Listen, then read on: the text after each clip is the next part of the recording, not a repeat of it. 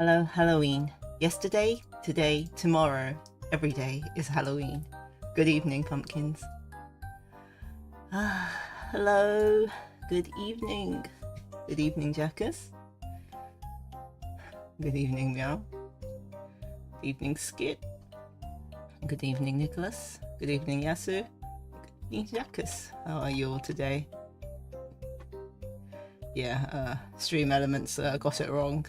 My Twitch was did not update, but we are talking about Japan today. Yes, that's what we're doing. And yes, I have set up my hand cam, so I'll show you guys some merch. I made some hot tea today, and now I'm kind of regretting it. I can't drink it straight away. It was this fancy tea I got from Japan. It's apple and apricot. It's nice. I actually prefer black tea, so yes, evening wing.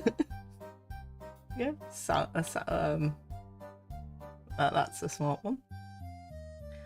And I think I prefer black tea to green tea, at least when it's fruit flavored. I like green tea if it's plain and without sugar. We learn about the scandalous Chainsaw Man's merch situation. I have a feeling. Well, I think I'm going to make this into, I think, maybe 2-3 parts. I'm going to be complaining about it all the time because I spent my whole holiday complaining about it. Without sugar. Yeah, if it's black tea without sugar, but with green tea, yeah. No, without, no, sorry. With black tea, I like sugar, but with green tea, I do not. I'm trying to position myself correctly. I'm not gonna crash into everything. 1 second, let me just hopefully where is yeah, okay. Let's see. Oh no, it's doing the thing again. Hello. Oh god. Can we do this? Oh, there we go. Okay, that's cool. I've been possessed by Vel. The saga begins means Morgan. Yes. You've been possessed by Vel. No, I don't know. Well, in Japan, we don't drink green tea with sugar. I mean, at least traditionally. The only thing that has sugar is matcha, like when you put milk in it. Yes, my son is there. I'll be showing you lots of my son actually. Because, yeah, the merch situation. But before we get into the merch situation, I will talk. Oh, 1 second. Let me do something. Basically, I put all my notes on my phone and then I realized I'm using my phone as a webcam, so that's not going to work. So let me just move my notes that I sent myself over. Yeah, so. Oh, well, I have black tea definitely with sugar.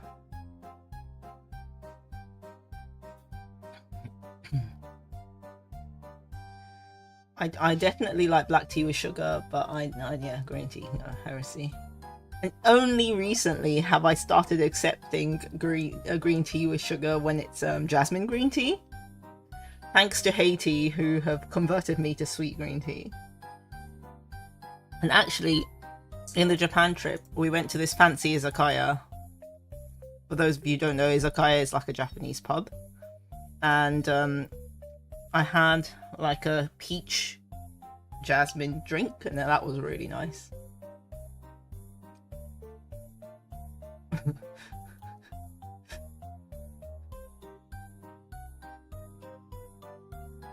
Yes. No. Anyway, yes, so I'll start talking about my trip. So my first part of Japan, we went to Osaka. Well, actually, I made this huge mistake. So when I was looking for tickets to fly to Japan, I already knew from we always plan our trips like a year or so ahead. So I was I knew exactly when we wanted to travel, and I was like, oh yeah, we must get tickets.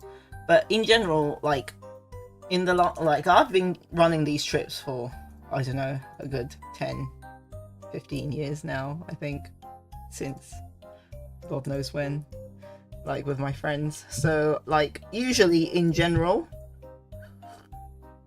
about 6 months before the flight, the trip, the flights get a bit cheaper. So I was like, okay, yeah, I'll wait. You're in the process of unfolding. Oh yes, the pumpkin origami essay.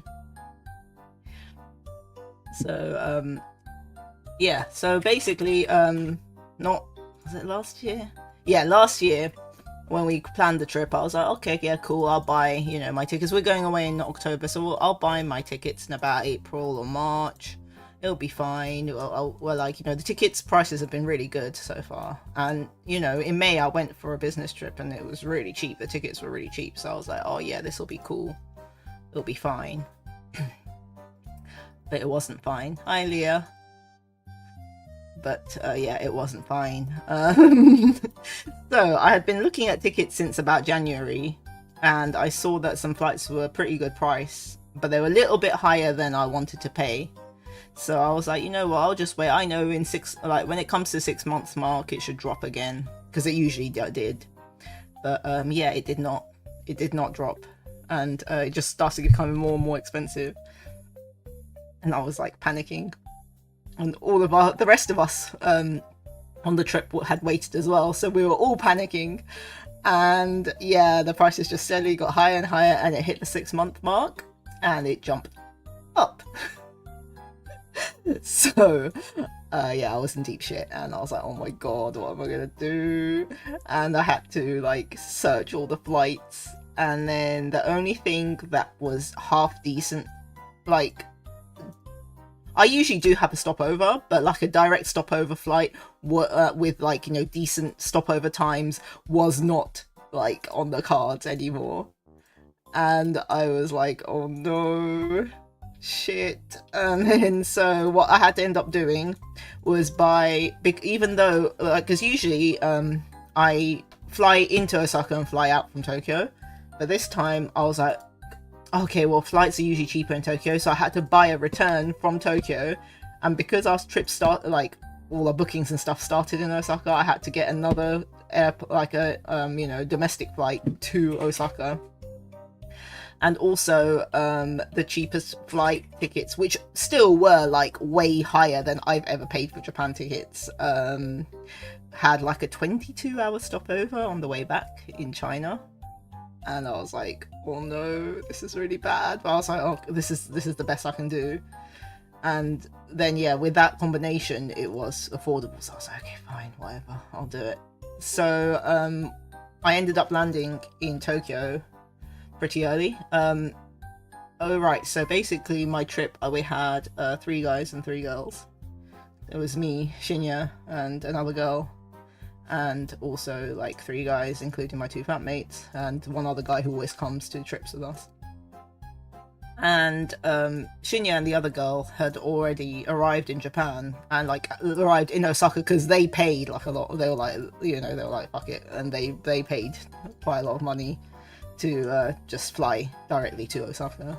And they were already there at like 9 a.m. in the morning or something crazy like that. But I landed in Japan at 3, I think it was. No, 2 in the afternoon. Yeah, it was perfectly balanced ratio. Yeah, so it's good for sharing. And yeah, I landed about 2 p.m. in the afternoon, but then I had to take another flight from Tokyo to Osaka, and that was only departing at like 5. So it ended up that I would end up landing in Osaka and getting to our Airbnb by like 7 or 8 in the evening, which kind of sucked. However, that meant I did have some time in the airport in Haneda on the way there. So I bought my first meal. I don't know if you could even call it a meal, a snack. And this was it. Oh, I probably should ship myself. Yeah, I got this. I had a spicy kodro onigiri. I also had oolong tea, but it was flavoured with almond bean curd flavour. you will find through all these streams that I fucking love almond bean curd, and I had so much of it this trip. And actually Japan seems to like almond bean curd. We have a lot of almond bean curd flavored stuff. So this was actually sweet. This was actually a sweet oolong tea, which, yeah, that's like heresy in my books, but it was good. I really liked it, but I think that's just because it tasted of almond bean curd. I also got a great flavour brownie, which was nice. Yeah. Wait. Oh yeah. Okay, I'm just getting so distracted within myself. So yeah, okay. Basically, we got this. I got this, and then I took my flight, and I finally made it to my Airbnb. But all the way through, after I landed in Japan, like I could just see the chat, like our travel chat, where Shinya and the other girl were stuck outside our Airbnb because they didn't know how to open the door. And the thing is, I don't even know why they didn't know how to open it, because it was literally like one of those, you know, touch pads, and you kind of have to stroke the touchpad for the numbers to come up. And for some reason, I don't know why they couldn't like figure that out. So I think they were just sitting there wondering where to type the numbers in. Apparently they figured it out after a while, but yeah, this is what happens when I'm not there, I think. Yeah, yeah, if you stroke it, you kind of have to stroke the top, and then the numbers kind of pop up. It's like a digital pad. Yeah, it's not like a thingy, a button one. And yeah, we had yakiniku that day for dinner. That was pretty good. And then yeah, so we went to bed, and of course, I woke up. I went to bed. I don't know what time did I go to bed, like 12 or so in the evening. But yeah, I woke up at like 3. I think it was 4 in the morning. I was jet lagged, of course, to shit. And yeah, I woke up. I got up, and then Shinya was awake as well. So I was like, yeah, Shinya, let's go out. So we went for our morning walk. And this was the things I bought in my morning walk. Yeah, the one on the left, this is so good. The onion, the one that says onion, it's basically, yeah, almond bean curd in liquid form. It was delicious. It had orange bits in it as well. And then we wandered around for a bit. We went to all the konbinis, as we usually do in the middle of the, well, first thing in the morning. Literally 3 a.m, 4 a.m. konbini walk. And then I think about 6 or so, after we wandered around for 2 hours in Osaka, we went to McDonald's. And yeah, I bought my beloved McGriddle, because, you know, UK don't have McGriddles. And also, yeah, they have at the moment prawn nuggets. So I bought the prawn nuggets. I wanted to try them. Like, literally everyone in my trip was totally obsessed with these prawn nuggets after that. Like, apparently they were really good. I thought they were okay. They were not, like, amazing, but everyone else seems to think they're amazing, because I saw, like, Shinya and, like, some of the other guys, like, eating it all the time. So, yeah, I guess it was good. And yeah, oh yeah, that's what I was going to do. I was going to show you guys a new snack, which I want to try. Because I think, who was it? Is it working? Yeah, it's working. I think it was Meow who was asking if there was any pumpkin flavoured stuff. I actually did get pumpkin flavoured stuff. It wasn't gummy though, so that's why I didn't try it at that stream. But I did get this, which is biscuits with pumpkin bits in it. And it's covered in chocolate, apparently. And look, they're all wearing jack-o'-lanterns. Isn't that cute? Yeah, this is a Country Mum, which is quite a popular cookie brand. It's, I guess, like Maryland or something in America/UK. Oh, they're so cute! The packets are cute as well. I want to try. I have not tried these. I bought them, and yeah, because usually Country Mums are like just normal cookies. Like they don't have a coating, but this one's coated in chocolate, as you can see. See? Really soft.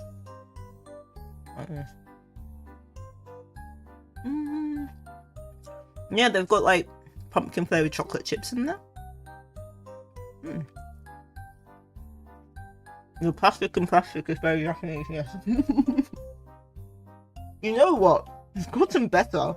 It used to be worse. We used to have way more packaging. Like, I think if it was before, this would have had like a plastic packaging inside and then the little packaging. It says it's 3% pumpkin used inside, so it actually does have real pumpkins inside. Amazing. Yeah, pumpkin chips. That's quite nice.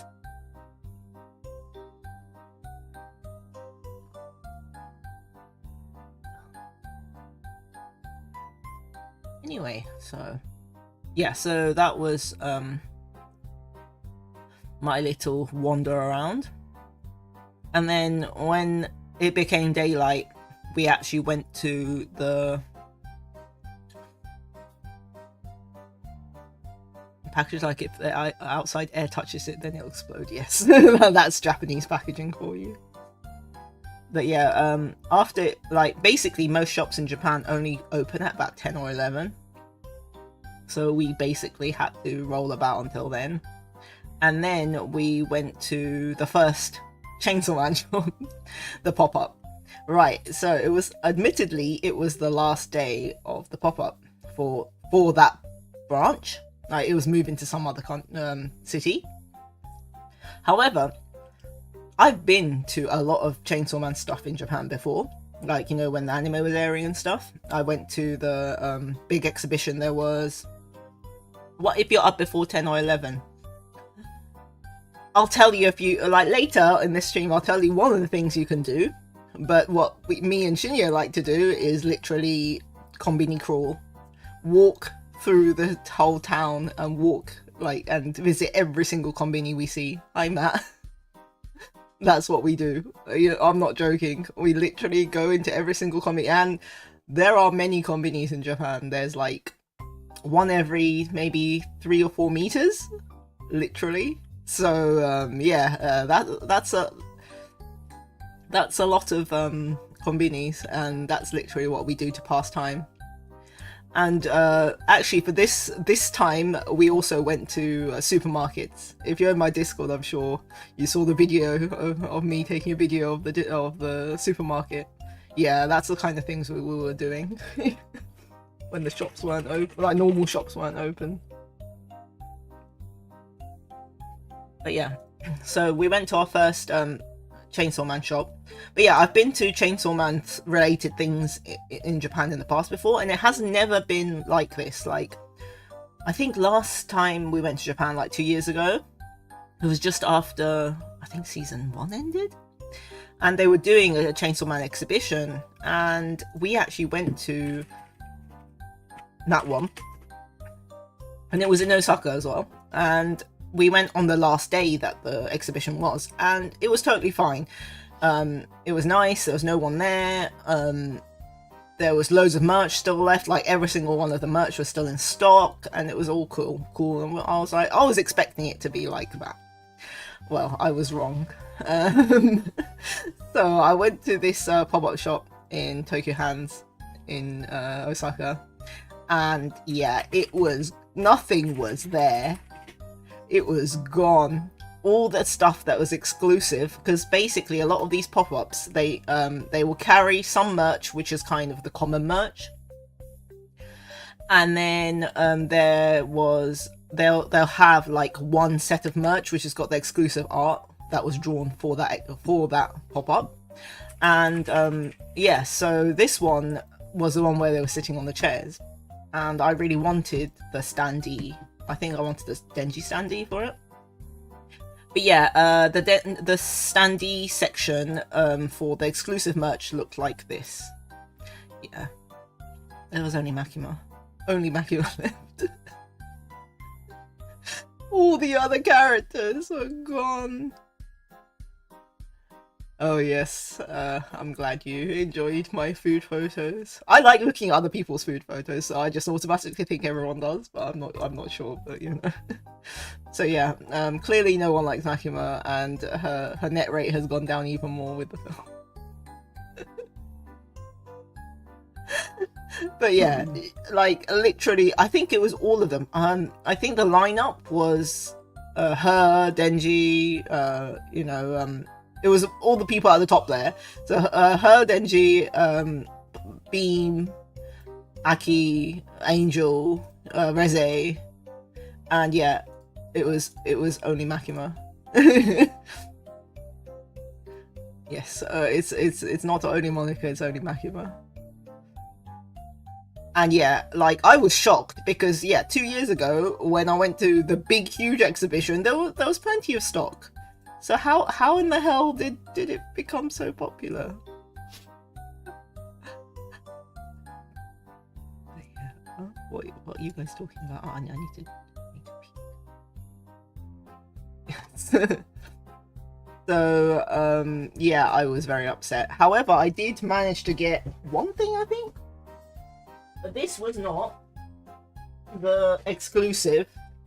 This was not the exclusive for the exhibition, or well, for that pop-up, but it was there, and I was like, you know what? I came all this way because it was a little bit far. I came all this way, and I can't get anything. I am not going to go home empty-handed, so I did buy one standee. It's actually quite huge. But yeah, this is the standard one for them. It's not the exclusive. Exclusive was the one where he's sitting down, and that's the one I wanted. But yeah. Denji is the main pro tag. He's just gonna end up getting killed every single time if he was in the DLC. So yeah, that's the one that I got. And then, yeah, it was basically... Basically, the situation was absolutely crazy because, yeah. So I had a whole list of stuff I wanted from Chainsaw Man, and it was like stuff like gachas, and actually, luckily, because Reze Art came out recently, like, I don't know, I think most of the gachas I wanted literally came out like the week we landed or something like that. Like literally, so it was only a few days. So normally you'd be able to find the stuff. So I was like, oh, it'll be fine, it'll be okay. Well, yeah, I was wrong. I couldn't find a single thing. I spent so long going to all these, you know, those, like, I'm sure you guys have seen the videos of those, like, you know, gacha shops that are like, have like 8,000 machines or whatever. Yeah. And none of them had any Chainsaw Man gachas at all, and I was so upset. I love gacha. Yeah, well, I don't know. I don't love gacha anymore. I literally spent so long looking for these certain Chainsaw Man gachas that I ended up having to buy in a scalp shop at the end because I really wanted them. But yeah, I'll show you that one in my Tokyo stream, I think. But yeah, and also there were some plushies that they had in the claw machines. And I was like, oh yeah, I really want these, because there was a really cute one, series, and yeah, I searched everywhere. I went to so many arcades, and I did not see it once. And then I think I wasn't with some of the people in my group, and they messaged me going, oh, I found it, we found it. And yeah, so I think Shinya and one of the guys went into some random arcade and actually found one of the like plushies I wanted. And so apparently, I don't know because I wasn't there, but apparently Shinya spent like 2,000 or 3,000 yen trying to get it out. It didn't come out, so she gave up, and then the other guy tried and it came out, and so I basically just bought it off him, and this was the plush. It's so cute. Look, he's blushy. And you know what? I wanted the Beam version of this as well, and apparently they had it. but they were like, oh, it was too hard, we didn't bother. Now I really regret it because we didn't see a single one of this ever again after that. Like, for the whole trip, we looked so much. He's so cute. Yeah, I know. Like, the Resi version of this was super cute as well. Like, this line was really cute. Shinya has a skill issue. Yeah. Well, yeah, Shinya was kind of addicted to arcades this trip, and she was in a lot of them, so I'm sure if she didn't see it, it means it wasn't there. And yeah, I kept on going to all of these arcades, and some of the kind arcades will show you like a poster, if it's sold out, and it'll say sold out. And there were so many arcades that had all the Chainsaw Man plushies saying sold out, and yeah, I was just I don't know what to say. I was so upset. Yeah, I know. It'd probably be still cheaper than if you had gone back to the UK and bought them online. I don't even know if you can get them online, you know. But the thing is, I'll tell you how mad the merch situation is, or like the gacha situation and crane game situation Chainsaw Man merch is at the moment. Because generally in Japan, because I buy a lot of secondhand, you know, gacha or like crane machine items, because I don't like playing them. They're big gamble, so I just rather just buy it off someone. Usually a figure would be like maybe 2,000 yen max, or something like that, tops. And like the small tiny things will be really cheap. They'll be like 600-700 yen, and that in the past that's how much I've paid for Chainsaw Man figures. However, now when we were there, a tiny little figure, I think it was literally like, you know, about the size of my plush, like came out of Denji and Reze, like sitting on white flowers.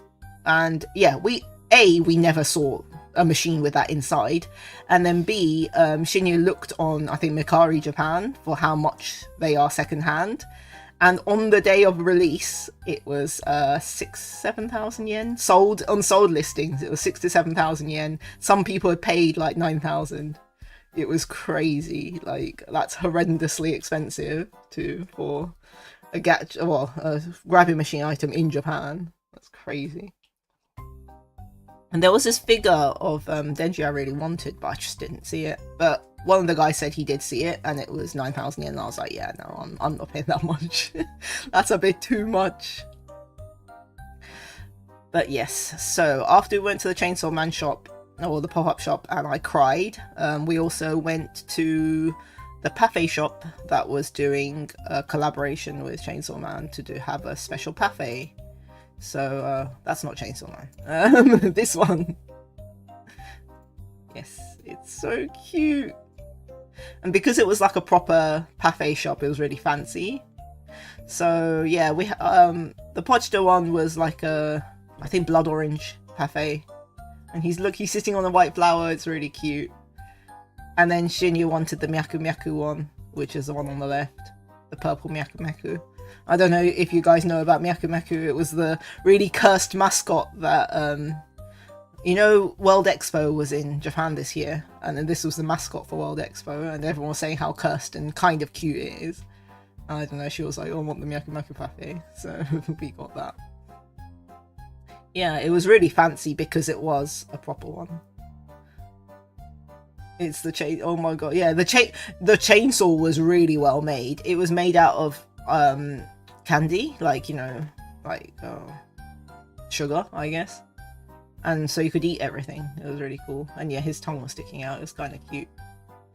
But yeah, that was very fancy. Like, usually if you go to like a collab cafe, you don't really expect the food to taste good. I'm sure you've heard this before. Like, it's there for the gram, and, you know, for the fact that you can take photos and shit. It's not really meant to taste that good, but I mean, these did taste good because it was a fancy, you know, an actual Pafe shop, not a collab shop. And they were good. I liked it. Yeah, the blood on the chainsaw is really cool. I really liked it. I was waving it around for a while. Yeah, it's photo food. But yeah, this one wasn't photo food, so I was really impressed. And then for dinner, we went to this place. It's called Rokuden Yonkumi, and basically it's kind of like a pub, but it's made to look. Hi, Nicholas. It's kind of made to look like a primary school, a Japanese primary school, and they serve primary school meals there as well. So that was quite fun. We went for, because they now do like a buffet option, so we went for the buffet option, which is kind of cool. But of course, I was the only one who was like, "Oh, this is so nostalgic," where everyone else obviously had never been to school in Japan, so they probably didn't find it nostalgic. But yeah, they had stuff. This is the stuff we ate. Oh. So yeah. Also, you got to eat as much as you like dagashi. There was literally a tuck shop there that you can pick whatever you want. And I got some umaibo. The prawn cocktail, the prawn mayo umaibo is one of my favourites. And also some potato and bacon flavoured, I don't know, pretz. And one of the meals was soft men, as it's called. It's basically some strange pasta-looking, noodle-looking thing and meat sauce. It looks a bit weird, but it was really good. And then also fried bread. This is so good. It's deep fried bread, and they put. It's called soft men. Yes, all my friends had a giggle about it as well. But yes, it's soft men. But that's just because men is noodle in Japanese. Soft. Yeah. Yeah, this is deep fried bread, like kind of like finger rolls, but like fresh finger rolls, deep fried, and then coated in powder. I think it was chocolate. We had chocolate and sugar flavor. It was really good. Unfortunately, I had never had this particular thing in my school, but you know, apparently it was a school meal thing. It was delicious. Yeah, we also had drink as much as you like, but you know, I can't even drink alcohol, so I was just drinking juice, fancy coloured juice. And then we went to bed, and again, I woke up at like 5 AM again. So, and Shinya was awake too. So this time we were like, okay, we went one way yesterday, so today we are going this way. So we went. Do you guys know like the glico man? I'm sure you guys have seen baked goods, my one and only weakness. Yes, you have many weaknesses, don't lie. That's a lie. we know you fold for many things, not just baked goods. And yeah, so we were maybe about a 15-20 minute walk towards the glico man. Yeah, the famous glico man. 1 second, let me. What, you guys? You know the photo that I took.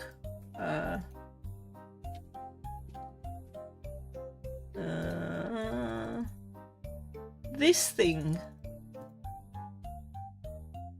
Oh God. This save image. Yeah, he's called the glico man, the guy running.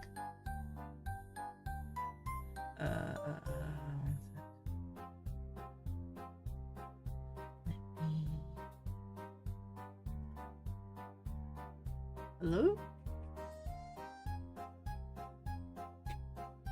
Yeah. Oh. I can't drag and drop with.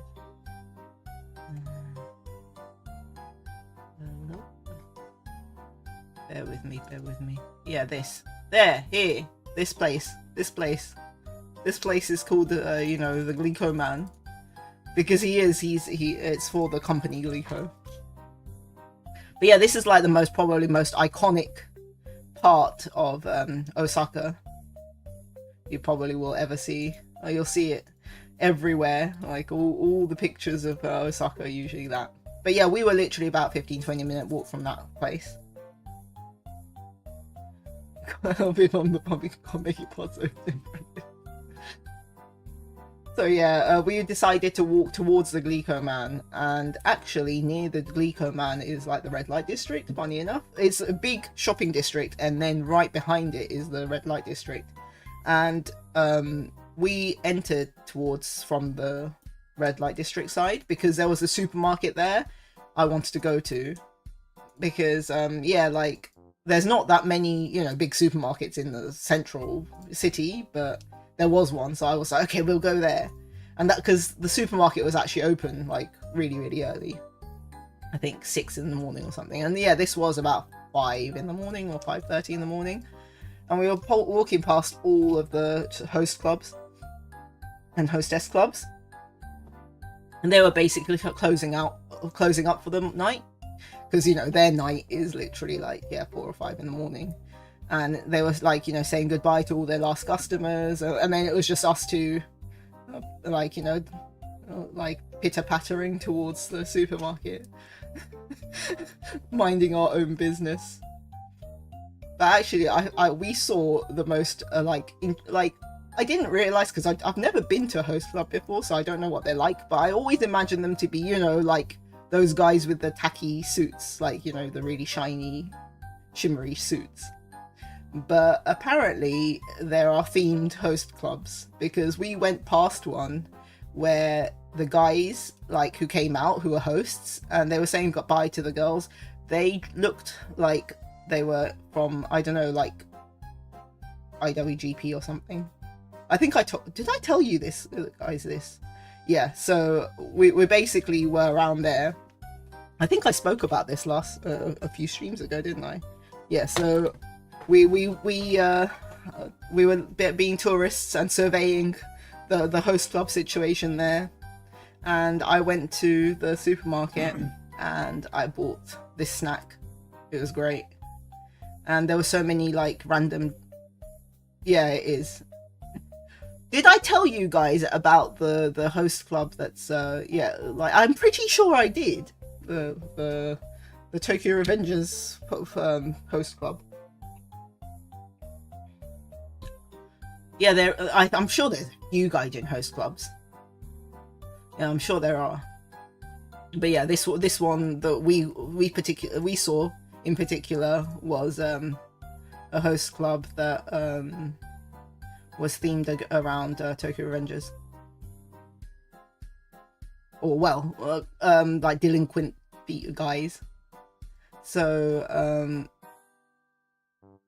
oh yeah, the gaijin host club, there's loads of those. That's not that unusual. But I did think it's kind of unique that there was one where literally the guys were dressed like they were in, like, a gang or something. They were gang members. And they were talking really super casual to the girls as well. And they go, oh yeah, we'll see you tomorrow. Remind me of that Lidl that's smacking the hamburgers. Oh yeah. So, I mean, because they need one, right? They need one. There's I don't know if it still exists, but there used to be a butler cafe in Tokyo also, which only hired gaijin as well. Yeah, I don't know. I've never been to a host club because I'm just scared. I'm scared of how much I'd be ever charged. Host and hostess clubs, I'm just scared. I don't know. Maybe that's just me being an otaku, because I'm totally fine going into like a butler cafe or a maid cafe, but I'm totally not okay going into a host club or a hostess club when they're basically the same thing. But, you know, and that might just be me. But yeah, I always hear those horror stories of how you get charged a lot. Oh yeah, the cross-dressing host clubs, those are quite common. We actually had one near our Airbnb in Osaka. It was like, and actually they must have been pretty good because they had more than one branch in like close proximity.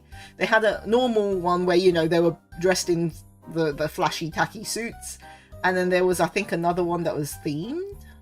But yeah, they were all like cross-dressing ones. The experience is different. Hi Kosetsu, welcome back.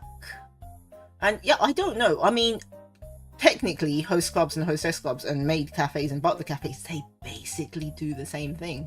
They sit you down, they talk to you. Actually, I think host and hostess clubs probably will talk to you even more, so you're probably getting more bang for your buck there. Because maid cafes and butler cafes, a lot of the time they don't really talk to you that very much. I wish they would.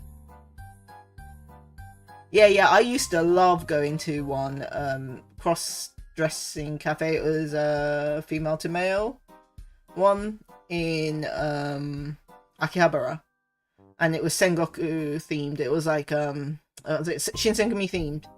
So all the guys there, guys/girls, were dressed in Shinsengumi outfits. That was pretty cool. And I had one. They were called soldiers because, you know, they are technically, I guess, government soldiers that I really liked talking to. But then she left, and I was like, oh, well, I'm not coming back then. It's kind of boring. Yes, it wasn't a butler. It was technically a Shinsengumi, and yes, he used to always be like, oh, it's the Queen of England. Yeah. Actually, the BL cafe is pretty good as well. I used to go. Yeah. Oh yes, Fish told you about the BL cafe. Yes. No, the BL cafe is actually really, really good. Even if you're not that into BL, they are really good at talking to you, which I like. Because, come on, if I'm going to spend a lot of money, I want them to entertain me, you know? Yeah, so, like, on this trip I went to about the really famous Butler Cafe as well, but it's a little bit different, I think. I think host clubs, you're supposed to pay for the drinks for the guys. Well, maid cafes, you're the one getting the drinks and such. Well, I mean, it's the same in host clubs. You're meant to buy yourself a drink and the guy a drink as well. And then the guy will pour you the drink. Did I ever go to... I wanted to go to the Friends themed one. Do you guys know about the Friends... The cafe your friend runs? It's another concept. Okay, so basically themed cafes are called concept cafes in Japan, or con cafes. It's another con cafe, and I think it's in Harajuku. And it's basically a coffee shop. It looks just like a normal coffee shop, and it pretty much is a normal coffee shop. However, the theme is that your friends are the ones running it. So all the employees will act like they know you. And actually in Japan, that is quite different because unlike, you know, in the West, where you know how you go, like, if you go to shop, they'll go, oh, hi, how are you?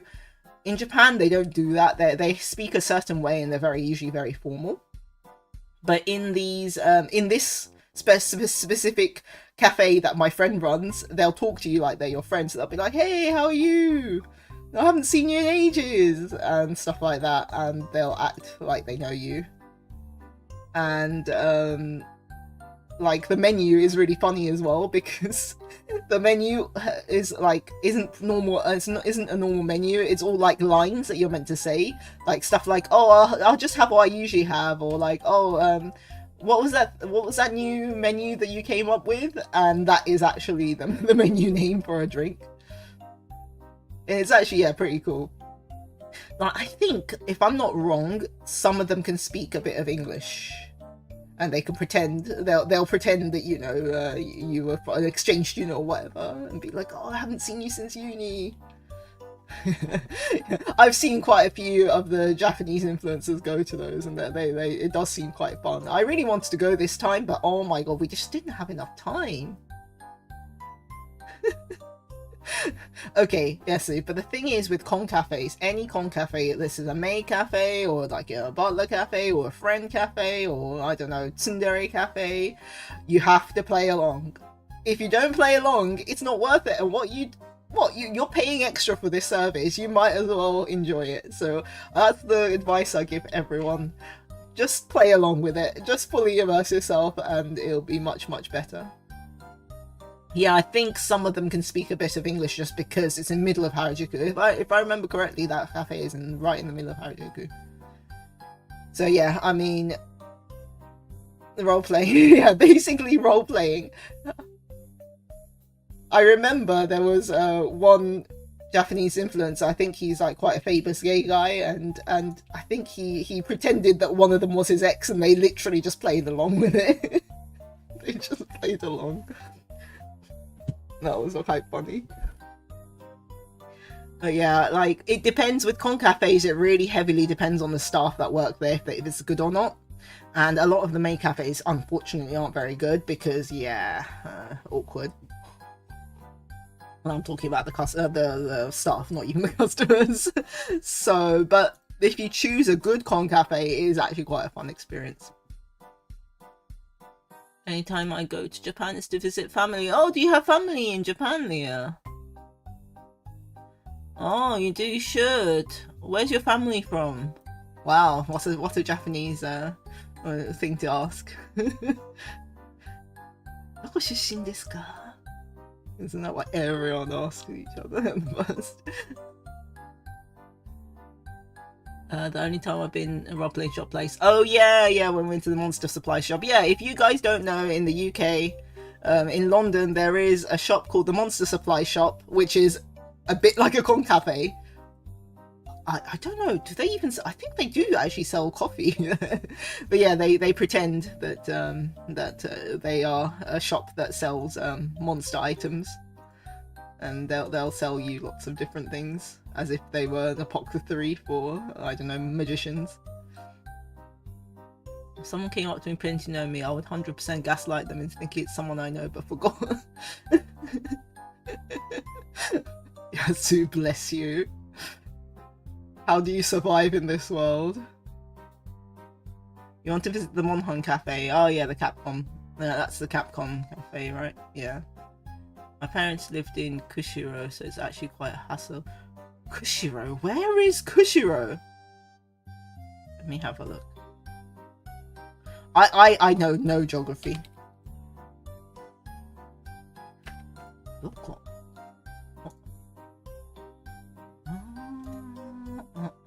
Oh, it's on the edge of Japan. Oh, Hokkaido. Your mum's from Hokkaido. Hey, my dad's from Hokkaido too. He's from Hakodate. I'm actually going to Hokkaido next year. First time in ages. Admittedly, I don't go there that often.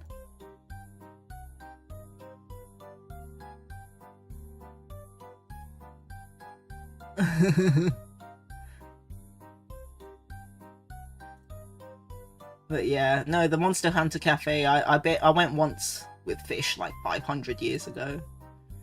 But actually, talking about that, the best cafe staff I ever met in like one of those sort of, you know, themed cafes rather than like, or like, yeah, like themed or collab cafes rather than a con cafe, was basically Capcom used to have a cafe in, oh god, where was it? I think it was in Shinjuku before. It moved up, somewhere else and became smaller, but it used to be one big floor of a pasella. I think it was in a pasella before in Shinjuku, and I went there only once, ages ago. I think this was just after Resident Evil 7 came out. And yeah, me and my friends went there, sat down, and the lady who served us, I don't know what there was, like, you know, some people are really just charming. She was just so charming, and I literally like was in love with her. I just couldn't stop staring at her because I don't know, it's just the way she talked and the way she just had so much riz. I was I don't usually meet that many people like that, but yeah, and the way she was like explaining everything, and yeah, it was kind of cute because I ordered some of the Resident Evil stuff, and I ordered the what was it, the liquor cake, and it comes with a knife and you're meant to stab, and she's like, please stab the liquor brain before, you know, it attacks, and I stabbed it, and then she was making the sounds as well, and it was really cute.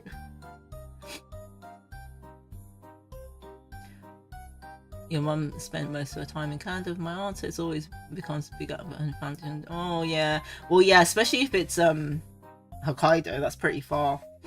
But hey, I mean, you know, you could always fly to Kanto or Kansai. I would say Kansai's good, but that's just because I'm from Kansai. You forgot they did Resident Evil. Yes, they did. I'm taking Japanese lessons, so hopefully I can eventually be able to have a conversation in Japanese to be able to keep up with those. Yeah.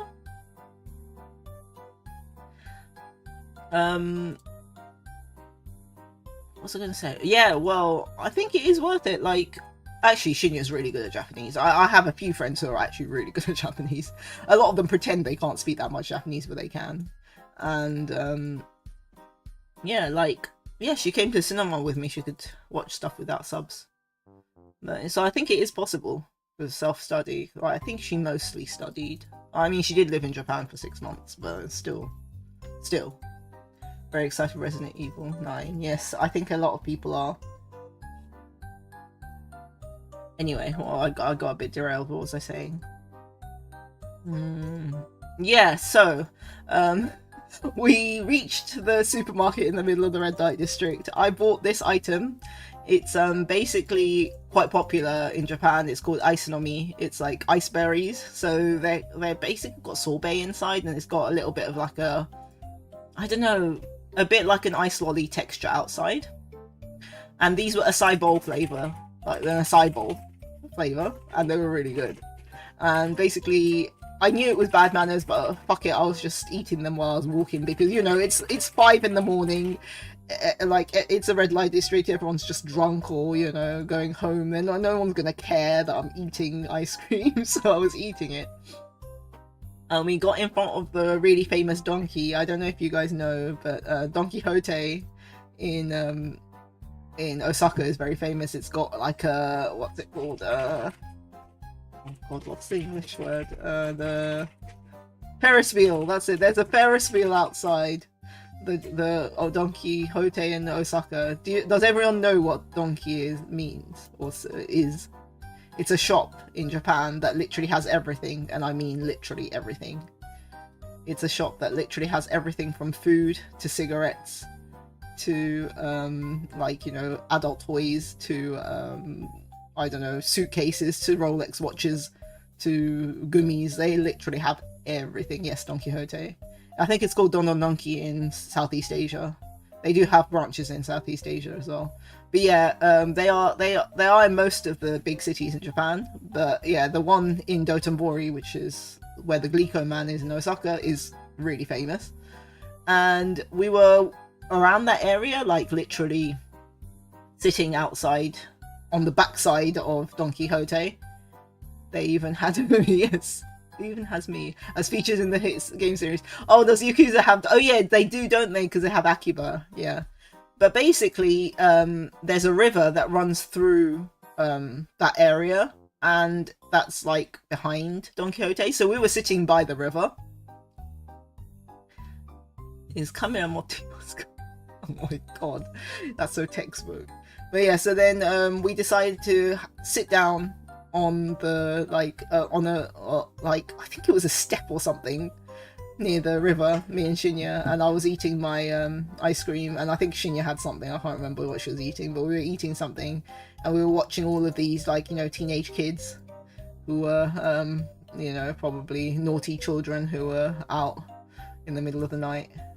And they had, some of them had found a Tenga. Yeah, I don't know where they found this Tenga, but they were playing with it. They were like throwing it around, and then me and Shinji just stared. We're like, is that the Tenga they have? Because they were quite far away from us. They were like on the other side of the river. Speaking of Yakuza, did you ever read that interview they did with actual Yakuza? No, I didn't. I can't read. Yeah, so there was a bunch of kids throwing it around, and we were like, what the hell, how did they get in hold of that? But well, we assume they must have found it, but I wouldn't be touching a Tenga if I found one. But apparently these kids were totally fine with touching it, and they were like chucking it around and throwing it in the river and stuff like that. We were like, okay, the fun things you know, we see at 5 AM in the morning. Wild.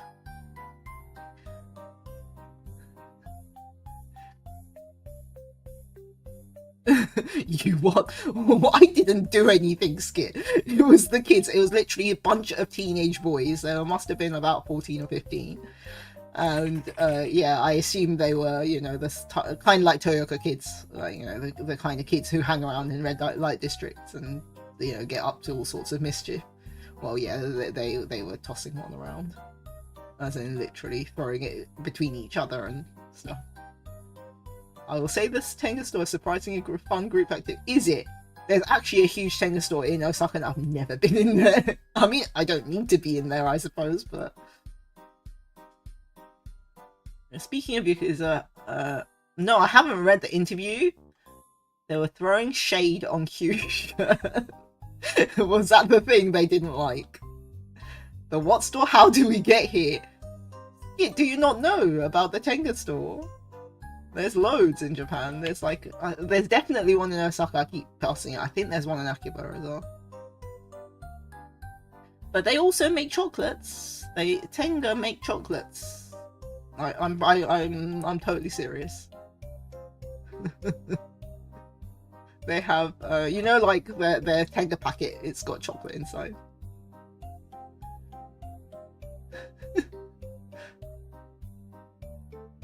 They have multiple floors and there's lots of different stuff in it, so it's actually a very curious place.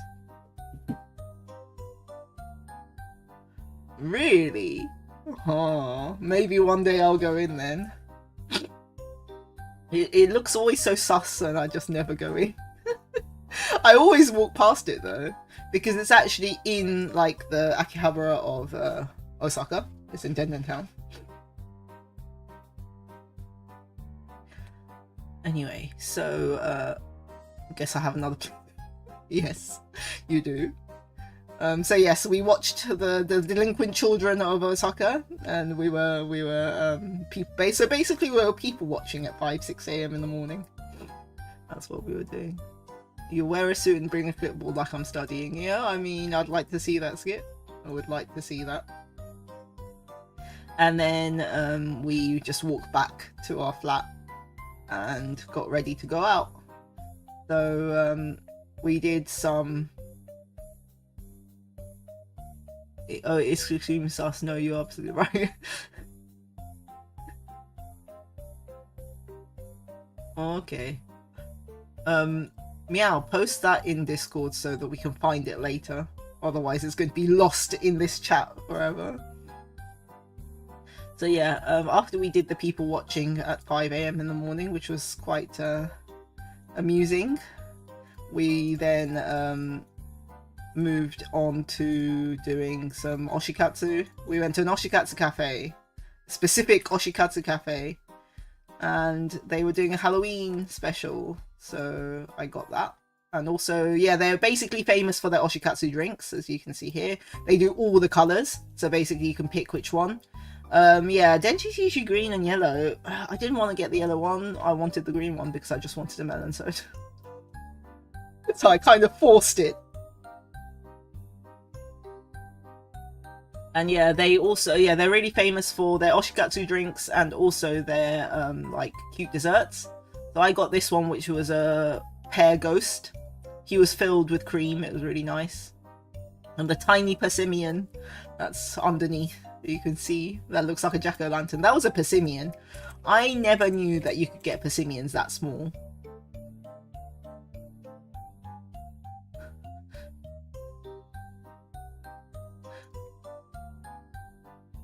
And also, yeah, there was like fruit. I think it was grapes or something underneath.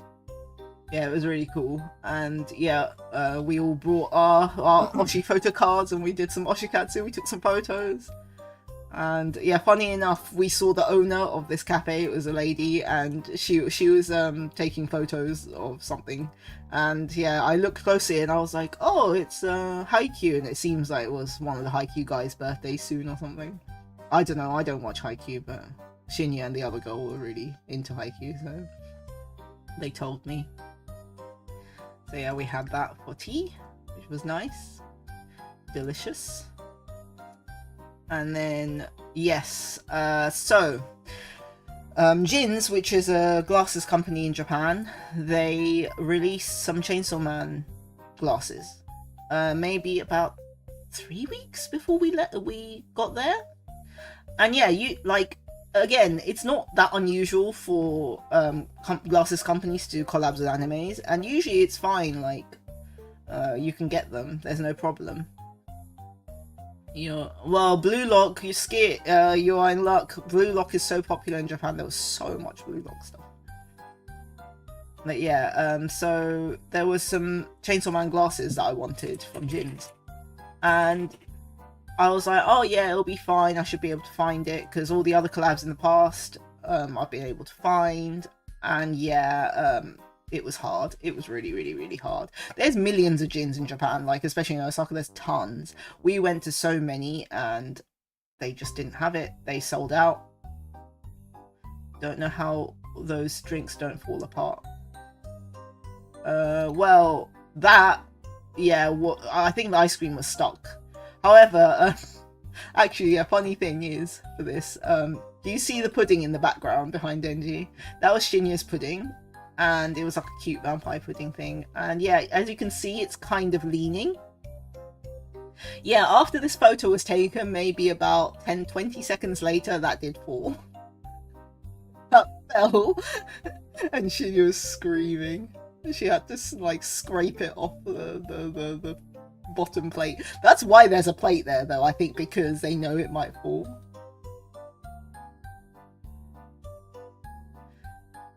And yeah, so I spent years trying to find the glasses, and I finally found them in one store, but they had sold out for most of them. Thankfully, they already still had the ones I wanted. So yeah, they had 4, 5 originally. They had Reze, they had Power, they had Makima, they had Aki, and they had Chainsaw Man. And I wanted to get the Aki ones, because yeah, I do sometimes wear glasses, so I was like, oh, I want the Aki ones, because they actually suited my face. I mean, I wanted the Chainsaw Man ones, but they didn't look as good on me, so I was like, you know, I'll just go for the Aki ones. Thankfully, yeah, Aki, there was still stock in this store of Aki, but yeah, like, my friend wanted Power, and my other friend wanted Reze, and yeah, they couldn't find it. I don't think they found out all for the whole trip. Actually, I'll show you my Aki glasses. Let me go and get it.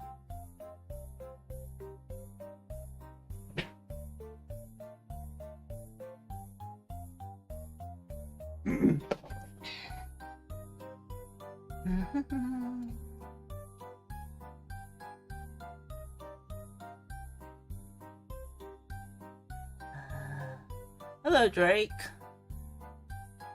Let me switch on. Where is it? Here we are.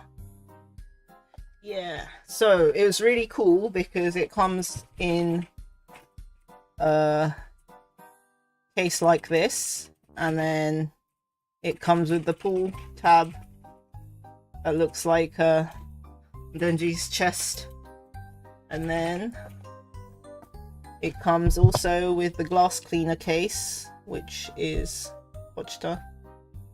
As you can see, so cute. And then, yeah, so I got Aki. These are the Aki model. Pretty cool. Yeah, it has his swords on the side, can you see? Cool. And then it has Easy Revenge on that side. It's also got the Konais. It's pretty cool. It says Aki. Yes, the best big brother. Yeah, I mean, I don't hate Aki, so I was like, this is fine. This is cool. And you see it says Chainsaw Man. You see it says Chainsaw Man. It's pretty cool. So yeah, these are my Aki glasses. I actually have some Gundam ones as well that I got last year in Thailand. I think they're like the Federation model. Yeah, these are... Sorry, I'm punching the thing. These are my Gundam glasses, actually. Aren't they cool? They have like a... Yeah, and it's all in the Federation colours. I don't like this Gundam that much, but I was like, you know, series that much, but I was like, you know what, it looks good on me, so I'll buy it. Yeah, these Gundam ones, these were Own Days, I think. I got them in Thailand. The Own Days in Thailand had them. But I'm sure there's tons of Gundam ones. This was the the Netflix one. The Netflix collab. It was that Gundam. But yeah, the theme, this one is a Federation theme. That's why it's green. You can see. It's green. They had a Shah Zaku one as well, which was red. But I like green better, so I was like, I'll just get it. Yeah. Maybe? I have never watched it. It was just that I saw them and I was like, yeah, I like them. It wasn't in Japan. It wasn't. Oh, I see. Yeah, the Shah ones were kind of similar, but they were more square, I think. And these suited my face more, so I was like, you know what? Oh, nice. Yeah, they do have a lot of collabs. But yeah, I got those glasses. And they were a really reasonable price. I think they were about 70 quid. Yeah, I think they were 70 quid. Whereas in Japan, I mean in England now, it's like a couple of £100, isn't it now? If for not collab. And then the next day, for lunch, so this is the next day afterwards, for lunch we went to this restaurant that did these cool sushi things. It was a big bowl of sushi. This had ikura and sea urchin and toro in it, and negitoro. The mincy stuff is negitoro. The minced toro is delicious. I shared it with Shinya and the other girl. It was good. Though I do kind of wish that they put more rice in it. And that's the first time I'd ever say that, but I wish they put a little bit more rice in it because it was quite shallow. So yeah. And then after that, after we had our lunch, we went to see Vel. So Vel is one of my friends from Fujo Chord. It's my circle of Fujos, and I know. Oh, you regret not eating dinner. I'm sorry. And yeah, yes, the infamous Miss Bell. I'm sure some of you have seen her on the Discord sometimes. She's very fancy. I've known her for years, actually. I've known her for about 7 years now. We met through, you know, BL stuff, and we've bonded through BL stuff. And yeah, this whole time we just never met each other. So I was like, you know what? And it happened. She was in Japan the same time as us. So we were like, hey, we have to meet up this time, and we met up with her. Because yeah, me, Shinya, and Vel, we are all in the same circle. So we were like, oh yeah, let's meet up. So we went, and actually, Fish came along as well. And the individual circle, yes. And it was so funny because, like, yeah, I don't know, Vel was much cuter than I imagined her to be. Because I don't know, I think it's the way she talks, and the fact that I knew she was the same height as me, like, we are literally almost the same, like, you know, measurements, that I always imagined her to be quite cool, and, like, I don't know, a bit more, I don't know, yeah, a bit more cool, I guess, but she was quite cute. She spoke really cute as well. I was like, this is so strange. And her voice is really cute as well. But her face is cool, because I know what she looks like, so I feel like I told her this, I was like, Belle, I think you should have a cooler voice. Your voice is too cute. She was just like, what the hell? But yeah, so we went to this place called Afternoon Tea, and yes, it's confusing, but there is literally a cafe in Japan called Afternoon Tea. It's a chain of cafes that do like little fancy afternoon tea things. It's one of those expectations. Yes, the thing is, I've heard her on Discord, and I've seen lots of her photos because she like shows us a lot of photos when she has her hair done and stuff. Yeah, and okay, Meow, you agree, right? You've seen Belle. She looks like she would have, like, I don't know, my kind of voice, or like maybe a bit higher, but still, you know, this kind of tone, right? Right? She looks like she should have that sort of voice, right, from her face. And the way, like, because okay, Belle wears a lot of, you know, fancy design clothes and looks really cool. And yeah, she's always got, like, you know, she always dresses really cool as well. But no, she has this really super cute voice. Like, when I heard it in real life, I was like, what? Like, yeah, so we were blown. But also, of course, me and Shinny were trolling her and saying that she's not real until we see her. But now she is real. Sorry, Val, you are real. You are real now. But yeah, we went to this place called Afternoon Tea. I do remember. Yeah, but it's even cuter than in from voice chat, actually. But yeah, so we went to Afternoon Tea. Oh, okay. Have a safe drive home, Skit. Don't fall asleep. Yes. Okay, so see, Meow agrees with me. Her face looks like it should be lower. Like, I think I should dub her. Because she looks like she should have a voice like my voice. Like, I don't know, in my head canon, clearly, I was in denial. And my world got blown when I actually met her in real life. But yeah, we went to this shop called Afternoon Tea, and I got this little Afternoon Tea basket thing, like this fancy thing. It had 2 parfaits, like little mini parfaits, and 2 cakes. Okay, I usually love Afternoon Tea. I think it's usually delicious there. I love it. That's the reason I wanted to go there. But okay, but I think the strawberry one, so the one on the right, was strawberry with Earl Grey parfait, and that was delicious. I had it, it was really good. But the one on the left, the green one, it was meant to be like muscat and something flavoured, whatever. Isn't that an Asian girl thing though, like social expectation sound kawaii? I guess, but I think she just has a high voice. Because, you know, okay, the one thing you have to, like, okay, I think I'm probably going to blow some male pumpkins' minds, but girls who put on that kind of voice, a lot of the time, when they are around just girls, they'll drop it. I've heard it before, they'll just drop it. But, like, we were gossiping and whatever, but she wasn't, like, her voice wasn't changing, so I think her voice is literally that cute. Which is bizarre. Yes, the toilet cleaner, it's not a drink actually, it's a parfait. So it's an ice cream parfait.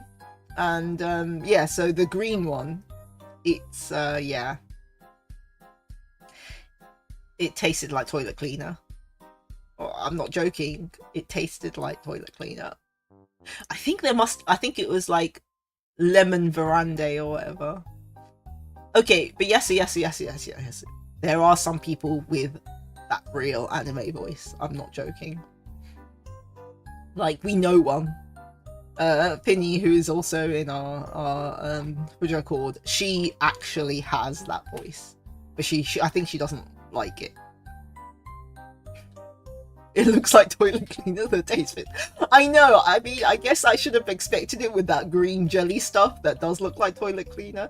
But yeah, both me and I think it was Shinya, we both had this, and we took a bite, and we both were like, oh my god, this tastes like toilet cleaner. And then, like, I think Fish was like, what do you mean? And I was like, try it. And she was like, oh my god, it tastes like toilet cleaner.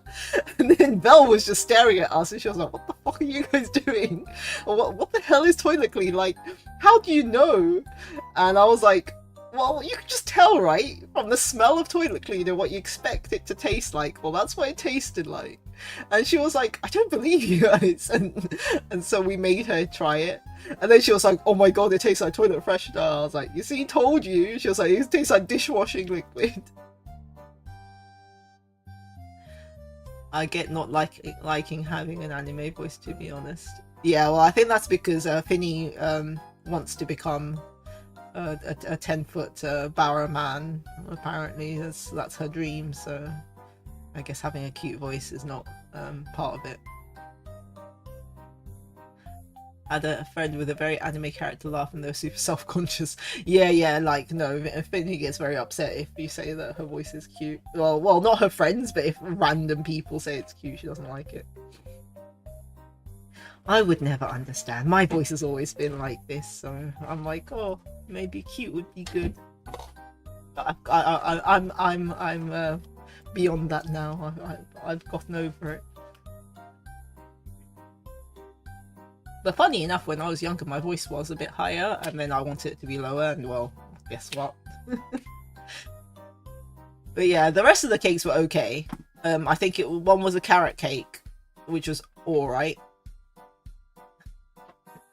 I have a Ikemen voice. I know, that's the only good thing. Like, you know, I could possibly voice Ikemen and feel good about myself.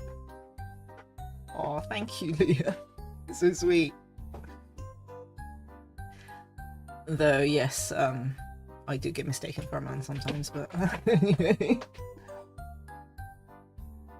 It's okay. I'm assured in my my femininity, so it's fine.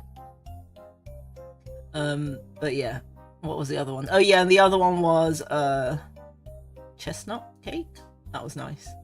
I liked it. But yeah, that toilet cleaner, yes, infamous. And yes, we forced Vel to eat it. It was hilarious. Oh yeah, and oh my god, so we've been teasing her all the time because basically she draws stuff, like she's a convention artist, like Vel, and I think recently she's gotten a bit famous, and like in some of her local cons, people are like, "Oh my god, it's you!" So we were taking the piss out of her. Like, oh my god, we need to take photo with you, and like, you know, you're so famous, and like, yeah, she hated us. But then we actually forgot to take the photo of us at the end. So we then I remembered. We said bye to her, and then I remembered like about 5 minutes after. I was like, holy shit, Vel, like, you know, we forgot to take a photo with Vel. And I was like, quick, Shinya, tell Vel to come back. So we made her come back and we took a photo with her. Just to prove we've seen her, we've met her.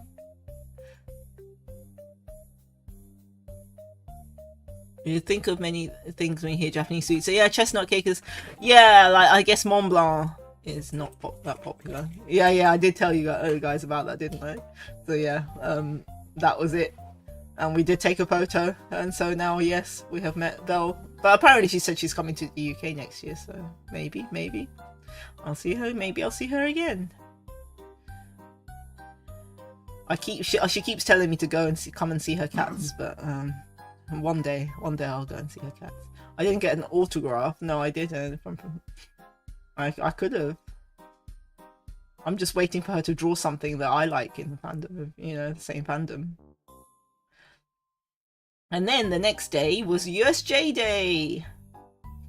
So we went to Universal, nice and early at 7 AM, and we joined the queue. And this was my outfit for the day. This is my fit. Basically, I usually decide like a theme for our group to dress up for USJ, because, you know, everyone dresses up to Universal. And so this year, usually we do like something like Harry Potter, something easy, but this year I was like, you know what, I want to do horror films. So horror films was the theme for this trip, Universal. And I did Chucky because I've had this. Okay, I don't usually dress this light. I usually dress pretty much all in black, but I've had this Hello Kitty Chucky collab bag for like 6 years or 7 years now. I know that America Universal have them now as well. And then also that t-shirt I've had for about equally as long. So I was like, you know what, I'll do Chucky. So I did Chucky. And Shinya did Sadako. Bless her, she was complaining, saying she doesn't want to do it, but she actually did do it. I was very surprised. And what else did... Oh, and one of my friends did Freddy Krueger, and he was very, very popular with the Japanese people. I don't know why. I guess Japanese people really like Freddy Krueger. So many people were going, oh, it's Freddy. I guess. Yeah, very popular. And then we went to do the ᕐAIDS Diary collab. So basically, ᕐAIDS Diaries was doing a collab with Universal Japan, and it was kind of like a scavenger hunt thing. Nightmare, I assume so, because honestly, he was so popular. Everyone was talking, like, all the Japanese people going, oh yeah, it's Freddy. So I guess they knew. And yeah, yeah, there was basically like kind of like a scavenger hunt. So that booklet, actually, I'm surprised they did it in English. They were giving out these booklets, and there was a piece of paper, and you basically had to fold it in certain ways. But you got the clues from going to different parts of the park and finding clues and whatever. And at the end, if you got it right, you were invited to this like after show thing, where there were some actors who were dressed up as Mama and Jinshi, and they would give you a reward. And so yes, I basically cheated pretty much. I just copied. I can't remember whose answer I copied, but well, I mean, I'm not the biggest fan of ᕐAIDS Diaries. I thought it was alright. I watched it, but Shinya and the other girl I went with, they were like huge fans, so they were the ones like who should rush straight to do it. Guess you got a plan to wear my Freddy shirt there then. Yeah, and your Exorcist shirt. All the other parts to get the cool collabs. Actually, America has started to get all the anime collabs as well, right? I was surprised about that. I didn't realise that was a thing. So yeah, we watched the after show, and then we got the reward. This was the reward we got. It was a bookmark. And I think the design changes every few weeks to encourage you to do everything. Oh, not the California one, yes. It's the other ones that have it. Yeah, because I did hear that the American Universals are starting to have different collabs, and I was surprised about that. I was like, oh, like, you know, they're having anime. Because they did the One Piece, right? And they even have Hamikuma recently. I was surprised about that. Can't believe America Universal have Hamikuma too. I thought that was just a Japanese thing. Yeah, we got this. I think it's the Jinshi bookmark. And of course, I mean, all my friends were very happy to get it, at least. And we went for lunch to here. This was Finnegan's Bar and Grill, which is meant to be an Irish pub in Brooklyn, but in Japan. And yeah, basically I specifically went here because it was closing down. We don't know why, but for some reason they're closing this down when it's literally one of the most popular places in the whole of Universal to eat.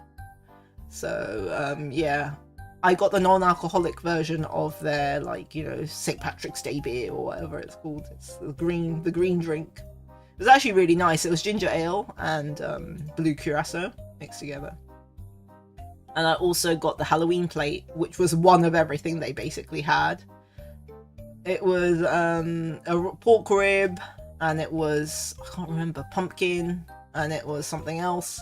And also there was a fish and chips there, or well, the fish from the fish and chips, just the fish. But the weird thing was that they had the batter of the fish for the fish and chips. It wasn't normal fish and chip batter. It was hot dog batter, which was so bizarre.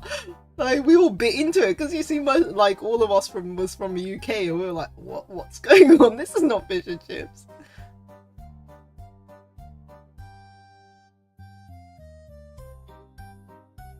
Yeah, they do the green drink. I think they have the alcoholic version of this as well, which is the beer one. Yeah, I just got the non-alcoholic version. It's the yardstick drink. But yeah, it was really weird that it was a hot dog battered fish. This drink is ginger ale and blue syrup. It was really tasty. But yeah, unfortunately you guys can't get this anymore because this restaurant has closed down. I think on the 4th of November it closed down forever. Very sad. And yeah, it's a huge drink. And also for some reason there was a borscht there as well, like, you know, the Russian beetroot soup.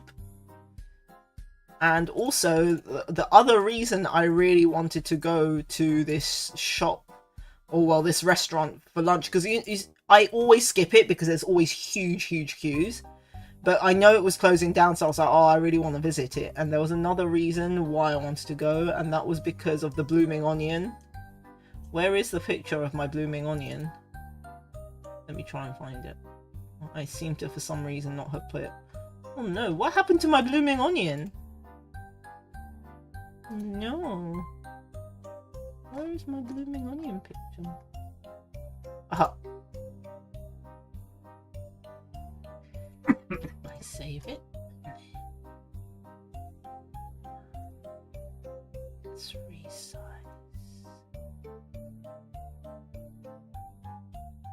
Okay. And then I have to... Sorry about this. Bear with me.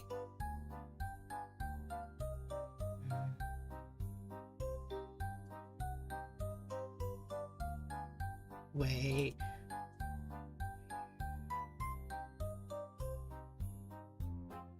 Yeah.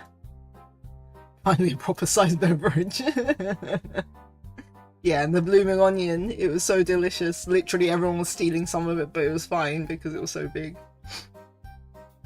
I didn't get to try this when I was in America, so I wanted to definitely try it. I always see these on social media and they always look so delicious, and it was really good. It's so good. But this is one of those things that are so much work to actually make. So I wanted to eat it, you know, when it was made by someone else. I thought it was fries. Oh no, it's a blooming onion. It's delicious. Yeah, like, well, Shinya was like, oh, why are you eating this here? You can just have it at somewhere. I can't remember where she said, like, you know, some American shop. And I was just like, Shinya, we don't have that American shop in England. I can't just go and eat it like you can. So I have to eat it here. It was quite expensive, admittedly. I think it was like 2,000 yen. So I think it was like 10 quid just for this onion. Like, of course it's theme park prices, but still, but yeah, it was worth it. It was totally worth. So yeah, that was my yeah, she was flaunting her American privilege.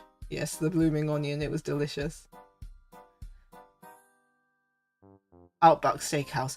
I can't remember where it was that she said. Let me have a look. Let me see.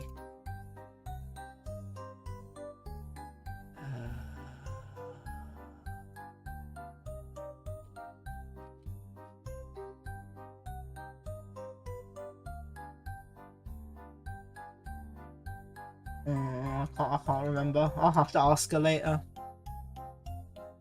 Maybe it was. Well, she is New York based, so I assume it's a New York place. But yeah, she was flaunting her American privilege and saying I should just go there instead if I want to eat it. So yeah. Then after lunch, we went to check out the Chainsaw Man stuff. Oh wait. The Chainsaw Man stuff in Universal, because they were having the Chainsaw Man collab, which was cute. They had pochita buns. They had pochita buns which had bacon and mushroom filling inside, and there was a super cute pochita. Look at how cute he is. He was so fuzzy. I want to take him home. And I think they had like a 2D no 4D ride, or well, cinema thing where you get to watch everyone fighting in front of you. That was pretty cool, and they threw water at us. That was the Chainsaw Man themed attraction. I did get, oh yeah, I did get some merch actually from, oh, should I show you guys? I'll bring it. Okay, 1 second. I'll be right back. I'll bring the merch if I can find it. And I also need to go to the loo, so I'll put myself and be right back.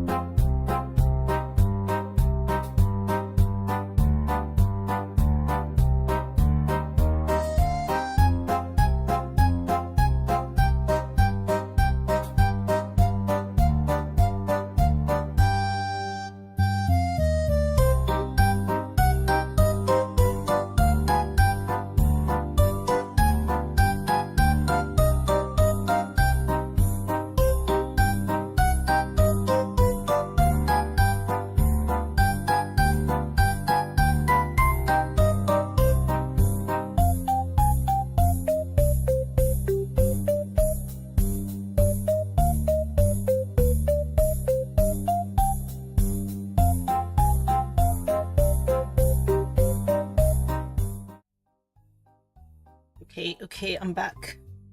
Yeah, so I bought so yeah, Universal actually had merch left. They were sold out. Actually, that's the thing though, they were also sold out of some stuff too. Thank you. Again, there was like a headband with Pochita on it, I think, that my friend wanted to get, but yeah, that was totally sold out.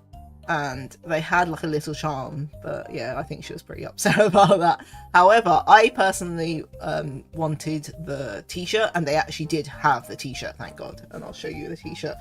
It's so cool because it's exclusive art for Universal by the Chainsaw Man animators.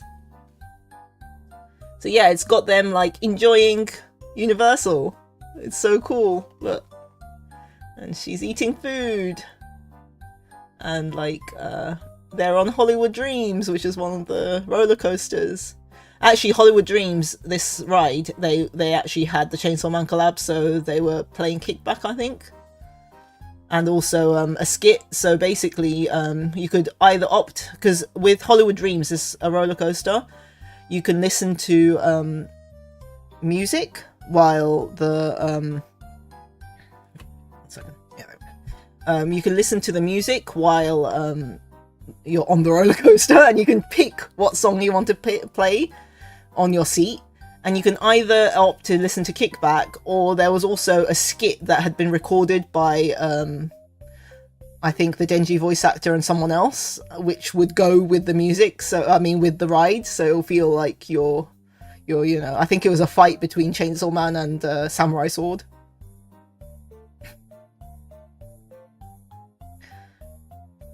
A U, yes, there was a U on there. Like last time we went 2 years ago, it was Jujutsu Kaisen themed, and there was a skit for Jujutsu Kaisen on there as well. But I don't really like this ride because it has bunny. It has a lot of vertical drops, and I don't like I love roller coasters, but I don't like vertical drops. So I didn't go on the front ones. I went on the backwards version, which didn't have the skit, which is a shame. But we did get to hear Kaitan Kikan on there. And then yeah, there's like oh, there's Makima and the rest of them. But yeah, you can see it's such a cute art t-shirt. And see, it says Universal Studios Japan. So yeah, I did get this. I still haven't worn it yet. It's white, which is I would prefer black, but it's okay. Wait, I didn't turn it on. Oh my god, I did not turn it on. Okay, let me show you again. Wait. There we go. That's better. That's better. This t-shirt. I'm sorry. You were about to say, yes, this is the t-shirt. Look, you can see they're shopping in Universal. Alright, see you, Nicholas. Have fun at watching Reze Arc. And you see, she's eating. And then, yeah, Hollywood Dreams. Yeah, this is the ride that does the collab. And then, yeah. See, this is such cool art. That's why I had to get it. Because this is like all drawn by the animators, you can tell. And like usually these sort of merch in Universal is just copy and paste. Yeah, I wanted it in black too. I usually only wear black t-shirts, but I had to get it just because of the print. Because like, yeah, Universal never usually do this. Usually when they do sell t-shirts, but it's usually like a copy and paste of the official art. They never do like a specifically drawn one, and this I think is the first one. Because I was watching one of those, you know, Universal otakus, and even they were saying, "Oh wow, this is amazing! Like I can't believe they're doing stuff, you know, exclusive art." Yeah, I really like. It's called kakioroshi in Japanese, when the art is limited to that set of merch, and I love kakioroshi stuff. And yes, oh yes, I got the Pochita bun. He was so cute. Like literally, his chainsaw was so well made. I loved it. And yeah, that was the 4D poster at the back. It's pretty good. And yes, Hamikuma. I don't know if you guys know of Hamikuma, but I think he's been imported into the American Universals now as well, so he exists in America too. He is the mascot in Japan for Universal. Yes, usually standees. I mean, even the exclusive art for, well, the exclusive merch for Apocalypse Diaries was not as good, as in it wasn't exclusively drawn. It was pretty much the box standard copy and paste. So, and yeah, I've got the Ava stuff from years ago. I think about 7-8 years ago they did an Ava collab in Universal, and that is also copy and paste art. It's not you know, unique. This is like the first time I think it's been on a t-shirt as well, like unique art. Though I would have loved to get prints of this instead. But yeah. So this is Hamikuma. He is very, very, very, very, very, very popular in Japan. He is a Halloween mascot for Universal. He's like a zombie bear with sweets, guts for sweets. No, sweets for guts. That's it. Yeah, they did a few Ava collabs actually. It was really cool. I went on the 4D experience for that as well, which was nice. And it was kind of cool because he was a popcorn bucket, and the popcorn that he came with was strawberry cookie flavour, and it actually looked like it was coated in blood, which I'm sure that was intentional. It was pretty cool. So his guts were pink as well, and bloody. I thought it was really cute. Like, I wasn't going to get this, but then I saw it and I was like, oh no, he's really cute. I don't even really like Hamikuma as much as other people do. Like, you don't understand. The Hamikuma merch disappears, like, immediately when it comes on sale. Usually in September they release their Halloween merch, and it's meant to last, you know, until the end of Halloween, but it never does. Hamikuma stuff always sell out in the first week. And yeah, for tea we went to the cafe, the Beverly Hills Boulangerie or something, and yeah, they had a hamikuma cake, so I got that. And I saw this as well. Okay, so it's a pudding on the top and it's got like pastry at the bottom. It's like I think it was a pudding a la mode, whatever, and it looked so cool. I made my friend get it for like, I can't eat it, so but I wanted to see it, so I was like, buy it, buy it, buy it. So I made him buy it. And we had that. I can't remember what Shinya had. Shinya was next to me as well, but I can't remember what she ate. But clearly it wasn't anything amazing because I didn't take a photo. But yeah, it was like a circus theme, tent themed. Though the only gripe I had with this cake was that it said it was bitter chocolate, and it was not bitter chocolate. It was very sweet. I was like, oh, it's not bitter. Lying. The lies. Got scammed. And then it was evening. We basically had tea and waited till evening, when the evening, like the Halloween Horror Night stuff really starts. Because in Japan it's not like America, because I know, as far as I understand of American Universal, I like the more bitter yes, I do. I love dark chocolate. Yeah, I got scammed. It said bitter, it was not bitter. God damn it. But yeah, yeah, as far as I know, because like America and US like Universal, like the Halloween Horror Nights is separate, right? It's like a totally separate ticket, isn't it? It's like, it's, I think the park closes right at like 7 or something, and then you guys can go back in if you have the ticket, and it's until like 2 in the morning or 1 in the morning or something like that. And you can't access, unless you have the ticket, you can't access the horror mazes and stuff, right? Well, in Japan it's not like that. It's all included. Just from 6 p.m, like usually the horror mazes are open earlier, but from 6 p.m the Wandering Zombies come out, and also this year the Resident Evil event, so, like the live 4D, like the live 360 experience was on. So we got tickets for that, the Resident Evil first thing. Yeah. I thought so. Yeah, they kick you around 6. Yeah. Whereas yeah, in Japan at 6 p.m, it just turns into Halloween, even more Halloween. So yeah, we went to the Resident Evil stage show thing. It was good. This was good. Like, I am more of a Silent Hill fan than a Resident Evil fan, but even I found it really good, and I wasn't expecting it to be that good. Like, I've seen videos online, and I thought I knew what it was about, and I was just like, yeah, it'll be cool. Well, I guess it's fine. Like, the videos don't do it justice, honestly. I really was surprised.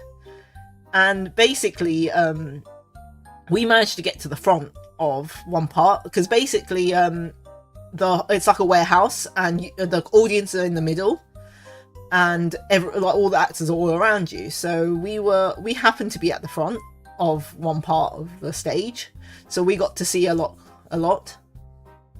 Only I'm not stepping in the bed, right? You had to impress everyone, okay? And yeah, yeah, I mean, you're going next year, so maybe. Because it's just after Resident Evil comes out. I mean, Capcom Cafe for sure probably will have some Resident Evil stuff. But yeah, yeah, I was not expecting it to be this good. If you guys want to see videos of this, I did post some in my Discord, so go and check at some point in the travel section. I did post quite a few videos of this show, but to be honestly, the videos do not do it justice, because I saw so many videos before I went, and I thought I knew what it was about. I did not know what it was about.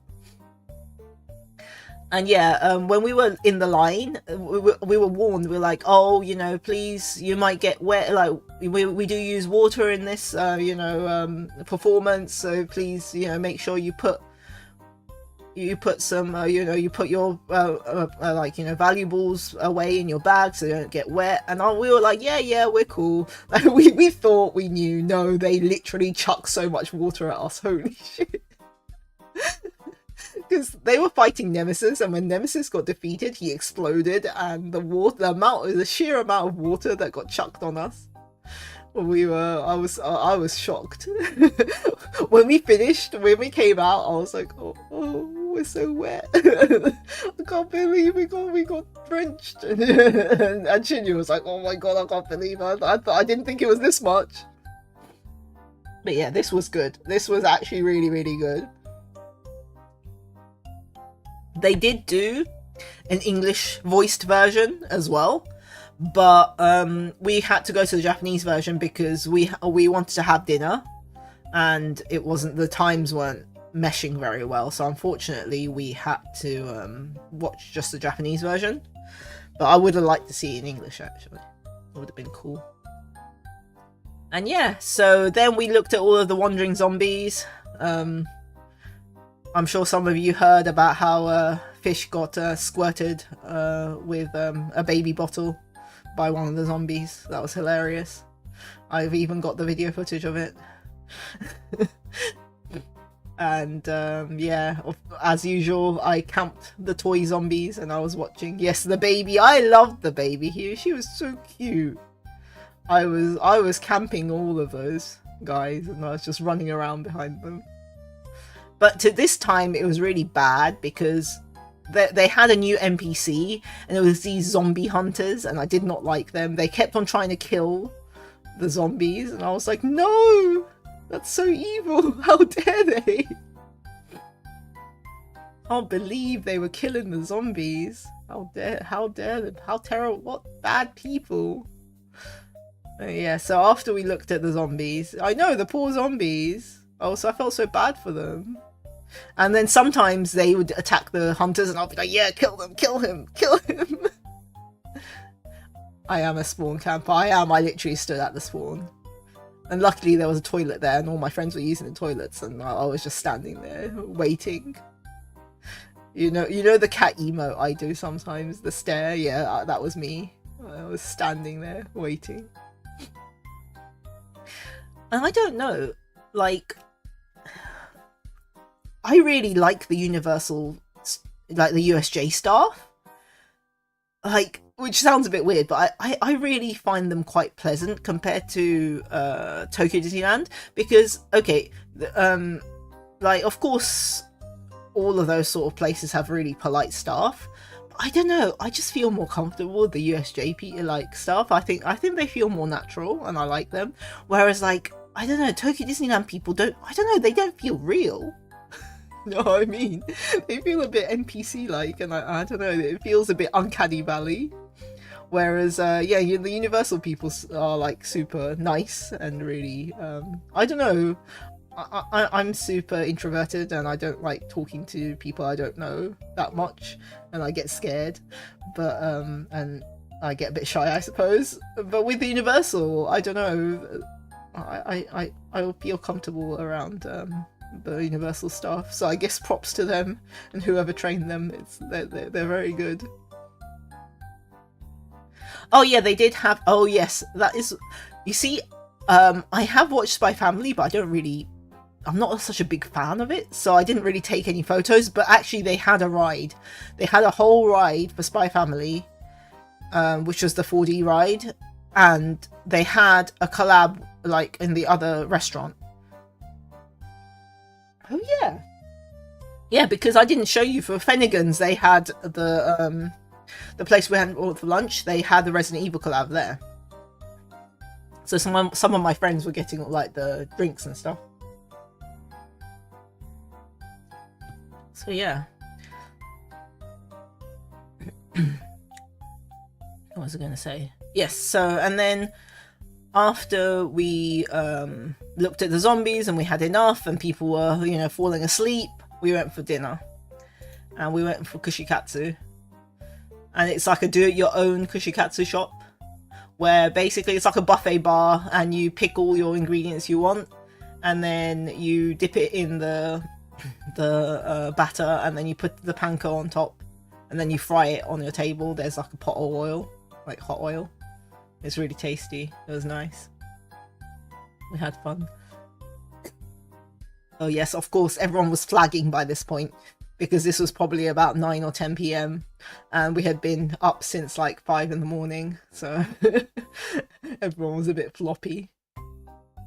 Oh yeah, and this was, oh my god, so basically because it was Chainsaw Man, I've said, I think I've said this on the Discord, but for those who aren't on the Discord didn't see it, basically after we had this dinner, we left, or well, I think I went to the toilet and I went for a smoke or something, and all my friends had gone downstairs, and then I was like, oh, I guess I'll go downstairs, and then I was going down the stairs and I saw this cosplayer. It was a Reze, because basically there's quite a few people who cosplay to Universal, especially the ones that have collabs going on, and obviously because there was a Chainsaw Man collab on, there was quite a few people in the Chainsaw Man cosplays, but there was this one Reze cosplayer and she was walking towards me, like underneath, like below, because I was on top of the stairs, and she was like just walking past at the bottom, and she was so cute, and I was standing there staring at her while I was going down the stairs while staring at her, and I was so preoccupied I literally almost fell down the stairs. And I kind of felt, I understood how Denji felt at that moment. I was like, oh, this is how my son must feel when he sees Reze. And I'm glad that no one saw me almost fall down the stairs because I was too busy staring at Reze. Because all my friends were somewhere else, thank god. So then after I went down the stairs and almost fell down the stairs, I went to a little stall and I got the candied grapes, or well, I think that people call them tanghulu, right? We got those. They were so good because they're Japanese grapes, and Japanese grapes are delicious. I had that. And yes, the name of this shop is really funny. And every single person who speaks English is like, what the hell is up with this name? But this is a chain. It's a chain of shops that sell strawberry candies mainly, and strawberry daifukus, and chocolate covered strawberries and stuff like that, like strawberry things. It's not anything sus. It's literally a strawberry shop.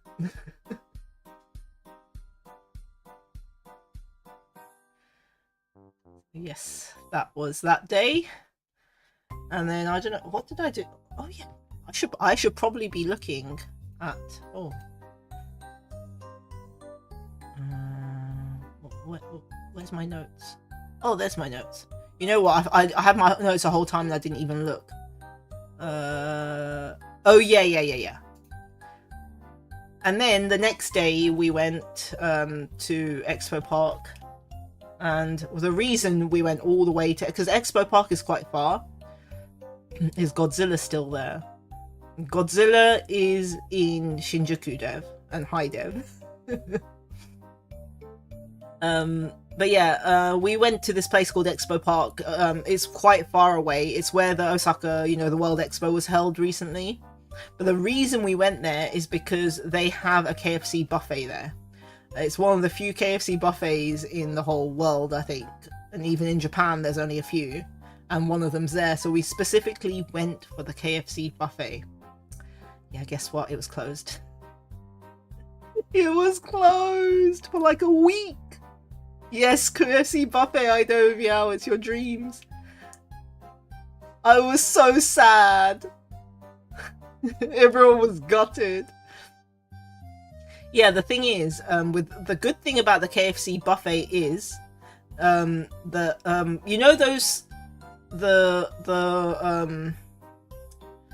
shops in a KFC, they have those heated things that keep the chicken, and you can see the shop person lifting it up and picking out the chicken, right? Well, in a KFC buffet, especially the one in Japan, they literally have those, like about 2 of those shelf things, the hot shelf things, and you can just pick out whatever you want and have it, and that's like everyone's dream, right? Well, it wasn't closed down though. It was just temporarily closed for the week we decide we are there. And oh my god, we're all so gutted. We're like, what? We came all the way here, couldn't eat KFC buffet. Yeah, because usually I love it because not because I can eat loads of KFC, but because I can just pick what I want. So I can pick the pieces that I like. And also their biscuits that they have. In Japan, the biscuits are served with maple syrup, and it's like a really nice maple syrup. KFC buffet where Japan skit Japan. Yeah, you see, but everyone wants the thighs in Japan, meow. Yeah, it was such bad luck because like I thought it would be open because it always is open, so I never even check. And oh my god. But yeah, and yeah, so in Japan usually you get honey maple syrup with your biscuit, but usually you only get one little sachet. But in the buffet, there's literally a huge bottle, and you can just pour as much as you like. So usually I make my own like fake chicken waffle by taking the chicken skin from the KFC and putting it in a biscuit and pouring maple syrup over it. Yeah, we couldn't eat it this time. Very sad. Very sad. I can't remember. I think I ended up just snacking. I didn't even buy proper food that time because. Oh, hi Mo-chan. Yes, KFC buffet is good. It was just closed when we went. But yes, after that disappointment, we decided. Well, for dinner we had already booked somewhere. Oh meow, just ask. You should just ask. You can ask in the UK. In the UK, the thighs are not popular, so you can actually ask and they'll give you as many thighs as you want, which is great for me. I do like heel as well. The piece called heel, which is the rib, I think. It's not the breast, but you know, the bit, like the one with the wing. Yeah, that one's nice as well. that cut, I think is called heel. So yeah, for dinner I had booked a seafood hot pot place. Ah, they've offered it here. So we have a. Oh god, it's crashing into my head. One sec. Yeah, so I went to a seafood hot pot place. It was delicious, and it came with like yeah. It came like I ordered like a set meal thing, and it was a prawn. It was a prawn. It was a prawn hot pot, and we also ordered some crab, and there was a sashimi, and these mystery kushikatsus. We literally did not know what was in them, and no one told us what was in them, so we just literally had to eat them and guess. I think it was chicken, and also cheese, and there was a quail egg one. And a fish one, I remember correctly. And yeah, there was sashimi as well. It was really good. The prawns were super fresh. Like, we were told we could actually eat them raw if we wanted to, but we ate most of them cooked, I think. It was good though.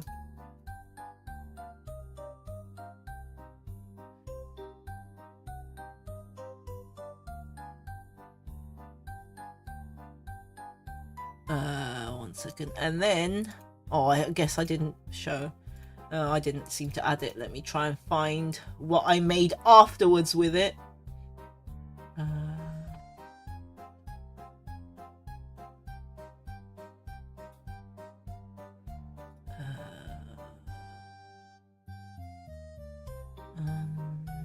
Where is it gone? Oh yeah.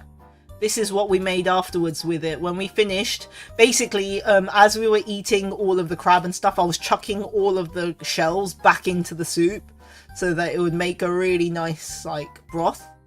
And then they brought us some ramen, so I shoved it in and we ate some ramen.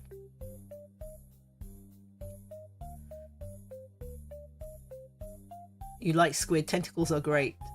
Only within context. Yes, out of context. Yeah, it was because I had thrown all the like prawn heads in there as well, and it was so good. When we do this, it's called shime in Japanese. When it's called closing, when you put the hot, like at the end, you put something in the hot pot. So yeah, we were all stuffed, but we were like, actually, we can eat this ramen. It's nice. It was a miso base. It was good.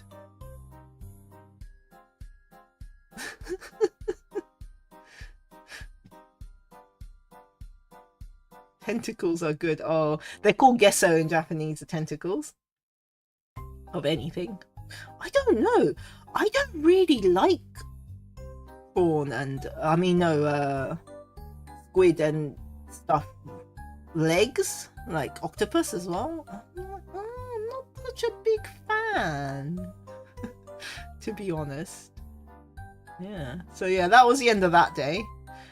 And then, let's see. Yeah. Then the next day, yeah, so we went to the cinema. A company I went to once had squid ice cream. That does not sound good, I'm sorry. But yeah, I think it was Skit or someone who was asking, oh, well, what do you do at you know, before 10? Well, apparently Japanese cinemas open at 8 AM. So we went to see Chainsaw Man Reze Arc at 8 AM in the morning in Osaka. Because, you know, actually it's great. Because there's nothing else open till 10, it's perfect. Like, you know, if you're up, it's perfect. So we went to see the film. It was really good. And we saw it in 4D. So that we entered this one, the IMAX 4DX. Yeah, I'm not surprised you got sick. That does not sound nice.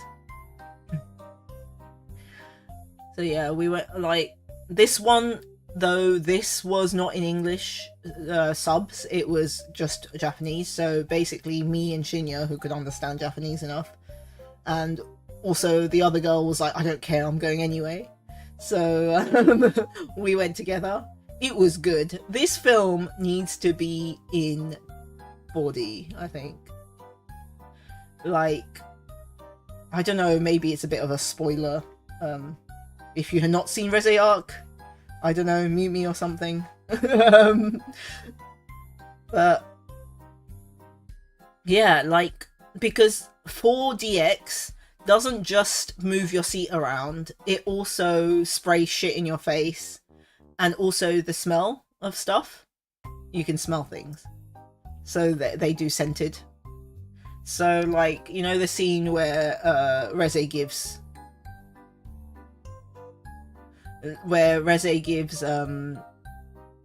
Denji the coffee? That like the smoke, the heat, the steam that rises out, you can smell that, and then like the coffee, and you can also feel it as well. Like you can feel heat. Yeah, and have his IMAX. Yeah, I mean, I know a lot of manga fans really liked it. To be honest, I preferred the anime art style. I am one of those people, but I did like it. I did like it, and I do think in 4DX it makes it even better. Because I know some people complaining, oh yeah, the fight scenes were dragging on a bit too much. In 4DX, you don't feel that way, because you're getting thrown about in your seat, and the bombs are going off in your face. Like, every single explosion is exploding in your face. So you have no time to get bored. For sure. And yeah, I thought it was really good. Oh yeah, and like, you know, Mo-chan saying, oh, you can smell Reze. Actually, you know the scene where, like, Denji's thinking about all his options, his romantic options?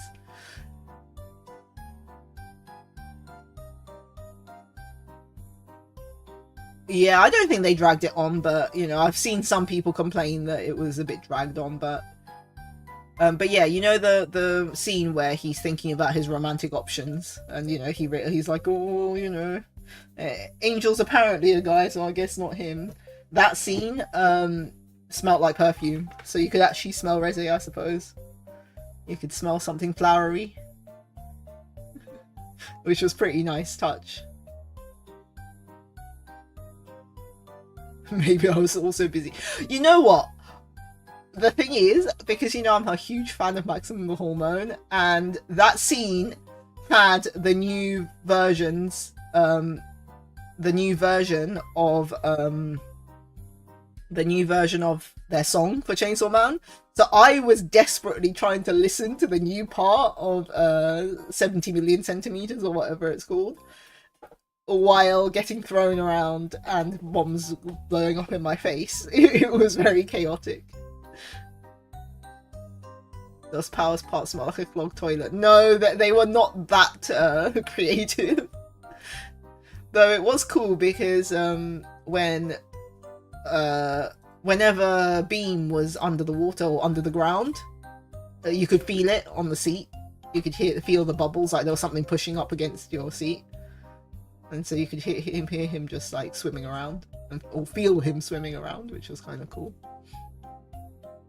And yeah, the snacks, oh my god, the snacks in Japan are amazing. What the hell?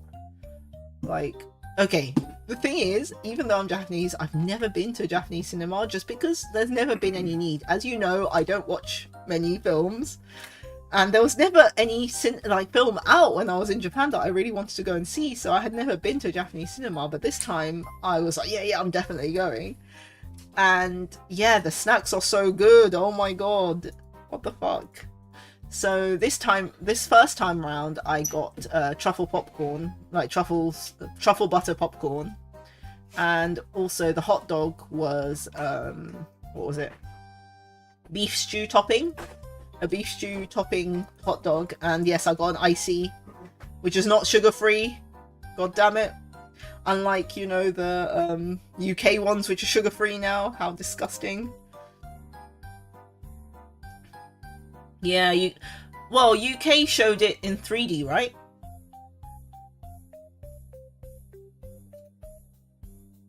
If I remember correctly. But yeah, I was so happy. So I ate all my snacks at 8 AM. I was eating popcorn at 8 AM in the morning. Eating hot dog at 8 AM. But you know what? Funny thing is, in Japan, for some bizarre reason, hot dogs are a breakfast thing. It's widely accepted as a breakfast item, so I guess it wasn't too weird in Japanese standards. Even I don't really understand. I mean, my friend was like, hey, it's a sausage and it's bread, it's breakfast. I'm like, I guess? But I guess I'm just so used to, you know, in the UK, that's not the case. So I felt it was a bit weird, but yeah, apparently it's a legit thing. So that was, we went to see it.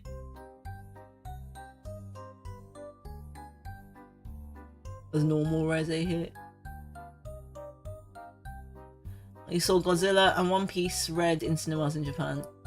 Yeah, I mean, yeah, it's just never been anything. But yeah, like,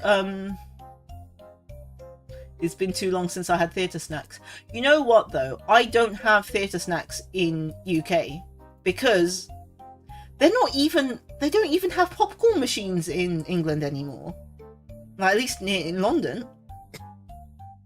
All the popcorn's pre-popped and heated, so it doesn't taste nice.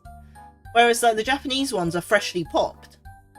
Like, I literally saw them popping it in the cinema. No popcorn machine, no, there's just heaters, that's it. So they just pre-pop it and then they just sell it.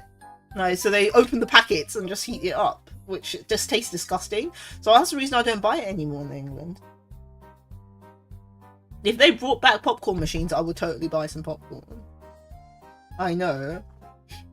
And yes, I usually like having those like Slurpees and like, you know, the fizzy frozen stuff. But now it's all sugar-free in England. I don't drink those either.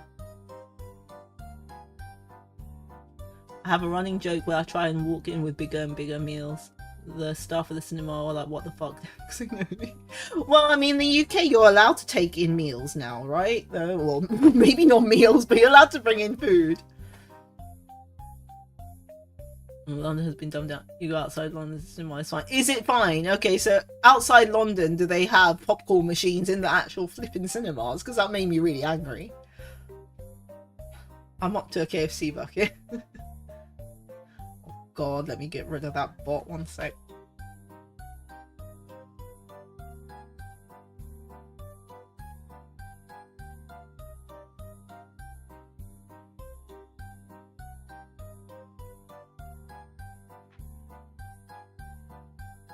It's gone.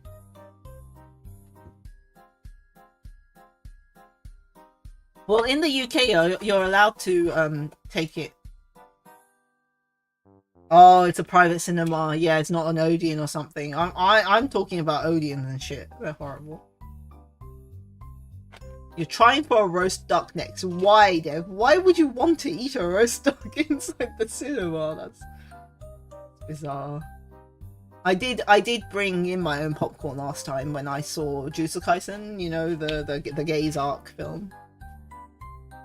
Yeah, no, Odeon is right trash, to be honest. Literally saw someone take a whole Nando's bag. Yeah, I mean, yeah, you can now.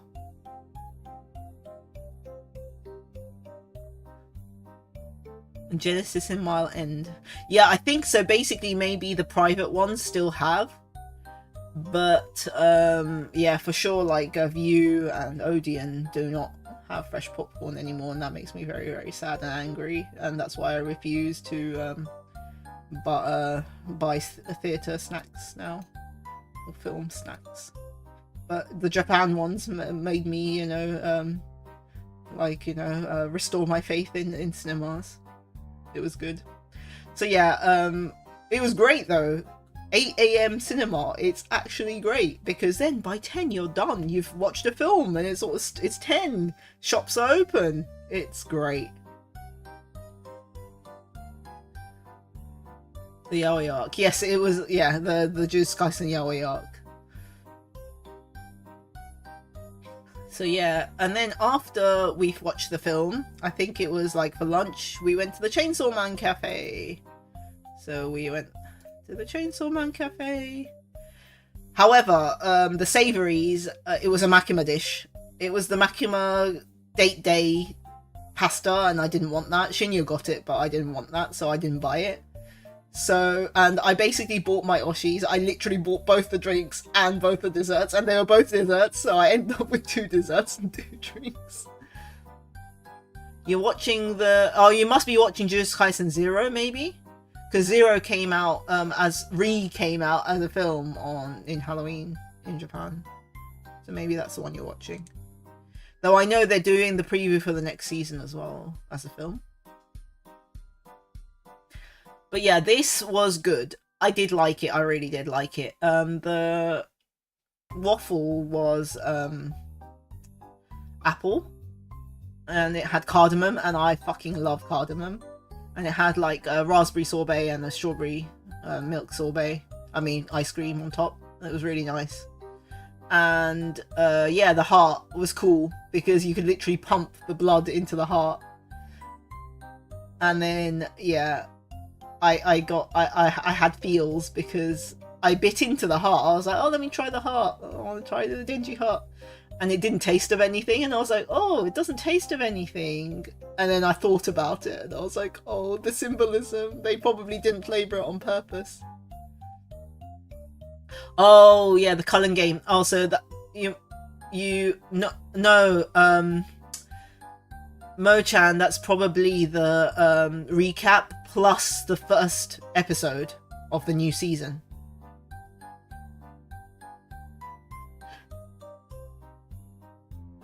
So yeah, it basically symbolises that Denji's heart is clear and untainted and flavourless, and then the blood pumps through.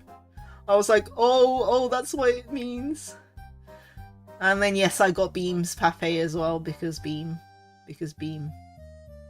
Very cute Beam. So I got that. And yes, the drinks, this is Beam's drink, which was, I think, lychee. And then Denji's one was mango orange. It was good. Friend wanted to see, I think they were afraid of going alone. Oh, I love going to stuff alone. Okay, but yes, I ate both my sons. And I will show you the stuff I got from the cafe.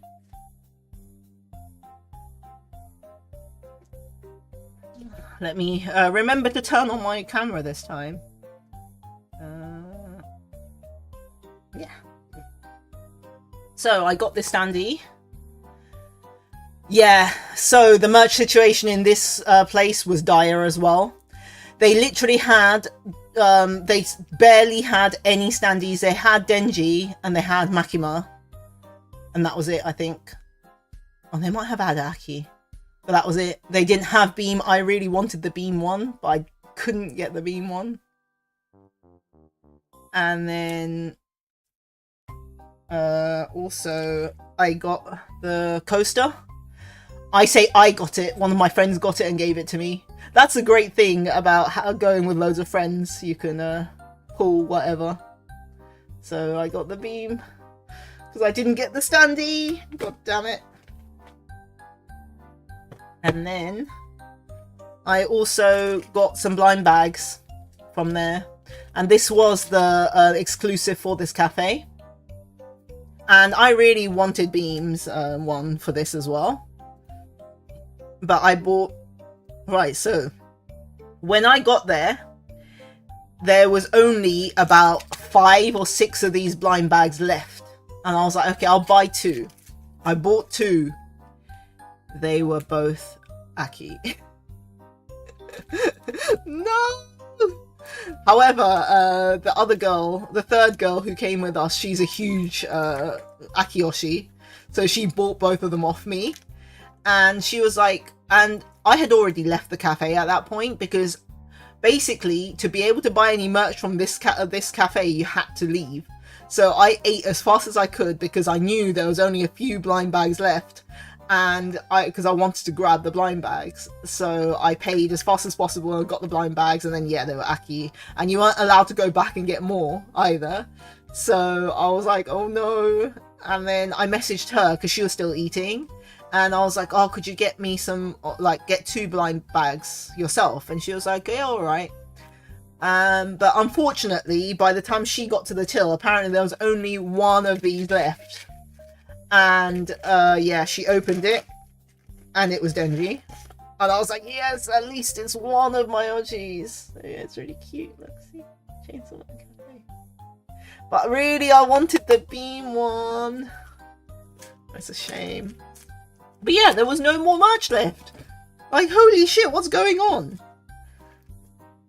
And then oh yeah, you whenever you go into the cafe, you get a free clear file, and I think I pulled Aki, so again I swapped with one of my friends, and I managed to get both of the Denji and Beam clear files. You can see Denji and Beam. Yeah, it's so cute. Yeah, I really wanted this Beam standee. God damn it. Everyone buying out all my merch. This is the problem when it's like suddenly popular. I don't know. I'm used to it not being that bad. Because I went to a cafe, yeah, 2 years ago for Chainsaw Man as well. I went to the Sweets Paradise collab and they had everything. They had everything there. Why? Why is it so popular now? Oh, I think this is... Oh, yeah. So this is the coaster I got.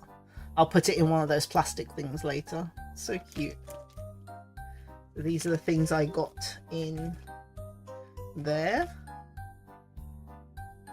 But yeah, I can't believe, like, the merch disappears so fast for Chainsaw Man now. Oh my god. It's insane, like, nowhere has merch. And you know what? I went to loads of second-hand shops as well, and most of them just did not have any Chainsaw Man merch. Like, for anyone who's been to Japan knows that, you know, those second-hand shops, they usually have loads of merch, right? Like, okay, yeah, it's at inflated prices, but they'll have it. Nope, in Japan they had none. The two realities being found on something that's not popular enough to have much merch outside of Geisha acrylic item is so popular you can't get the merch. Yeah, but no, the like, I know popular, but I think with Chainsaw Man what probably happened was because you know how season 1 didn't do too well, so, and that's, I assume, why we got the film instead of another season. Then Reze arc boomed. It did so well that, like, everyone was searching for merch, and yeah, I think they just didn't print enough merch. because they are reprinting a lot of the merch that I was looking for, but it only comes out next year, and I'm like, that doesn't help me. What the fuck? Yeah, it like one of the Gridman collabs, yeah.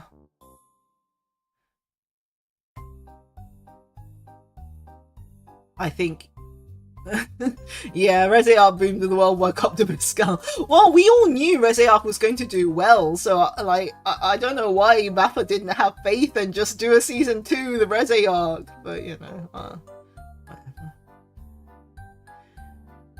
Yeah, he got. Yeah, Della Hikaru did a track. Yeah, she did. Though I do feel like Yonezu Kenshi did so much of a better job. Like, he is like his Chainsaw Man songs are really good. Like, they're so good.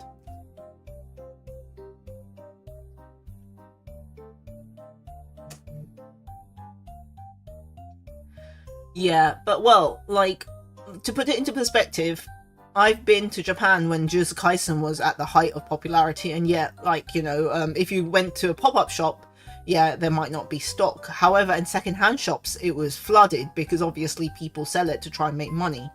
But that was like, this was the first time I've seen a series where I go to the second-hand shop and it's not there. Like, it's just not there. I mean, like, that's just insane. And there were posters everywhere on a lot of the second-hand shops saying, we are looking for Chainsaw Man merch, you know, we are going to pay a premium if you sell it to us. That was just, yeah, like, I've never seen that happen before. So yeah, I assume it was a combination of it wasn't popular last season, therefore they probably didn't print as much merch as they should have, or they would have if it was like a bigger title. Because yeah, like, there was still Kimetsu merch left in the cinemas when we went. Yeah, because okay, that's the other thing. Cinemas have their own exclusive merch line, and there was obviously a Chainsaw Man one, and obviously there was stuff I wanted in that, and I thought, oh yeah, I'll be able to get it. No, I couldn't get any of it. It was all sold out. It was empty. It was totally, the Chainsaw Man section was empty. There was maybe like 1 or 2 little things I didn't want, and that was it, and I was so sad.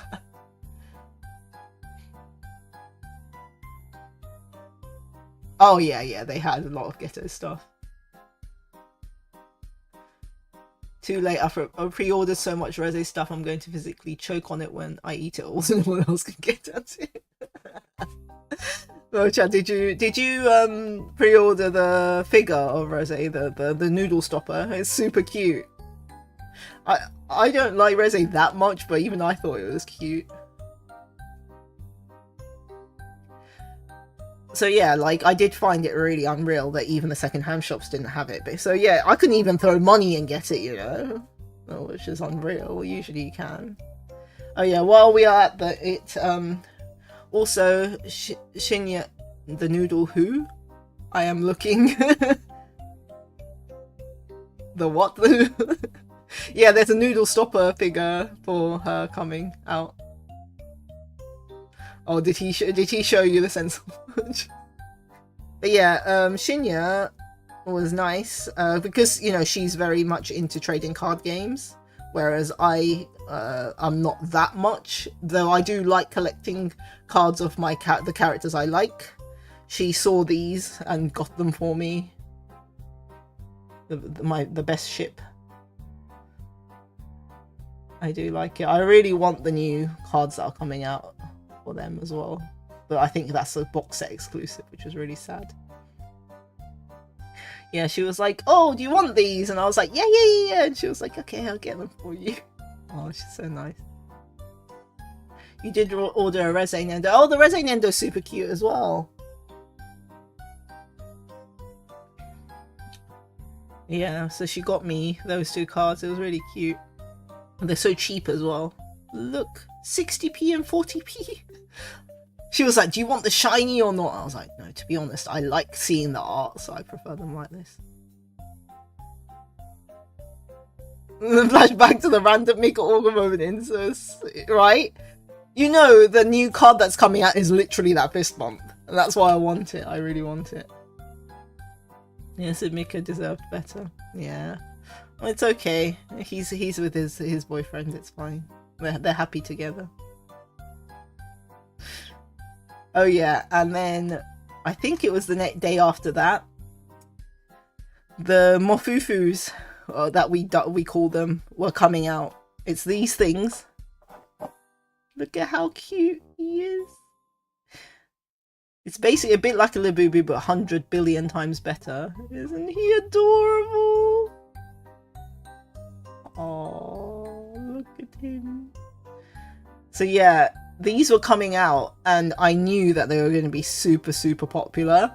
So we rushed to a stock list, and thank God, like, oh my God, there were scalpers everywhere. We saw the scalpers.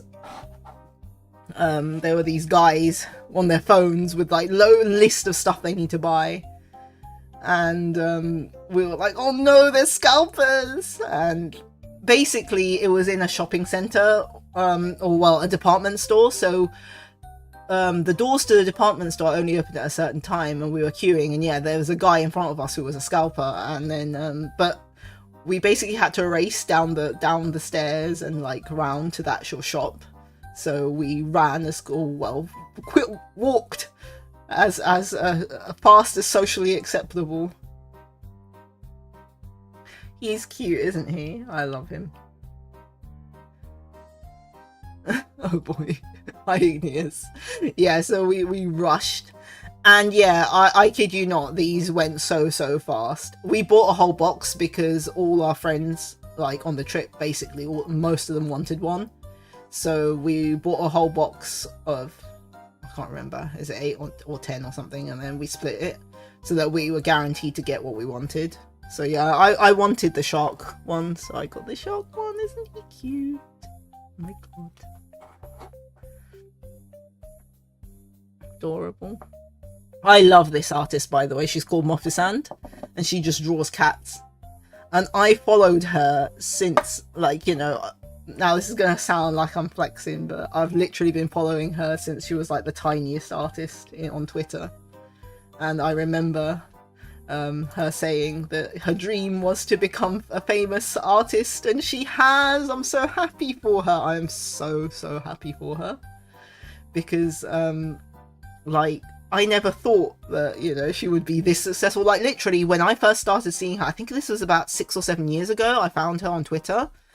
And yeah, back then she was just, you know, one of those people with like, I don't know, 20k followers or whatever, and she was just uploading pictures of these cats, and I was like, oh yeah, she's really cute. But I never thought that she would become this big. Like, guys, have you seen her Chainsaw Man collab? It's so cute.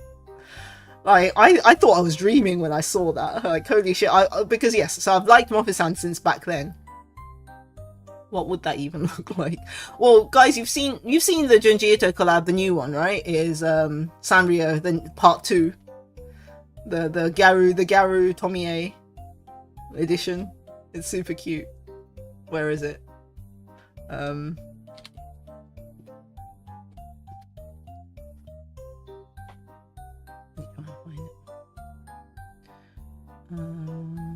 Oh yeah, this is part 1.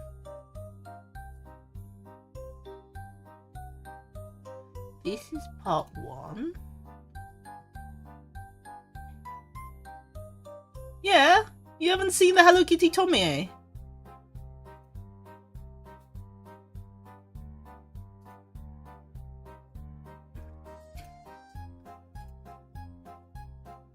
It's great. Let me show you guys. Yeah, look. See? That was part 1. The Hello Kitty and Tomie Junji Ito collab. This was super cute though. And then there's a part 2 coming out. And there's a part 2 coming out. 1 second. Junji Ito Sanrio part 2. Soon. Where is it? Where is...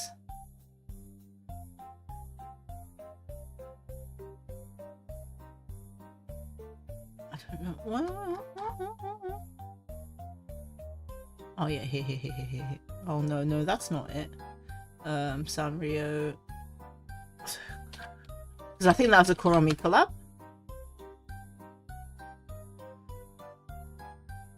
Wait, why is the artwork? I can't find it.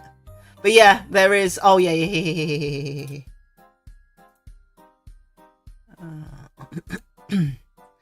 Here we go.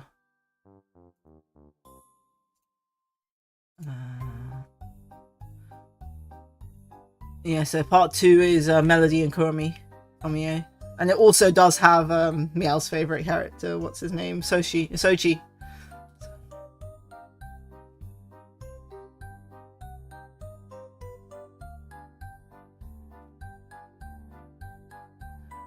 So yeah, and those are that's the collabs.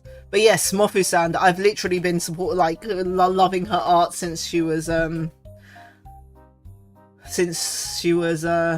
tiny little Twitter artist, and now she's so big. She's making merch like this. Oh my god! And they're selling it in major shops. I'm so happy for her. I actually still own some of her OG merch that she made, like how people just print out stickers and cut them out and sell them. Yeah, I've basically got some OG Mofu-san stickers from back then when she used to hand cut her own stickers. But yeah, now and she's collabing with Chainsaw Man as well, which is amazing. You guys saw this, right? I think I posted this.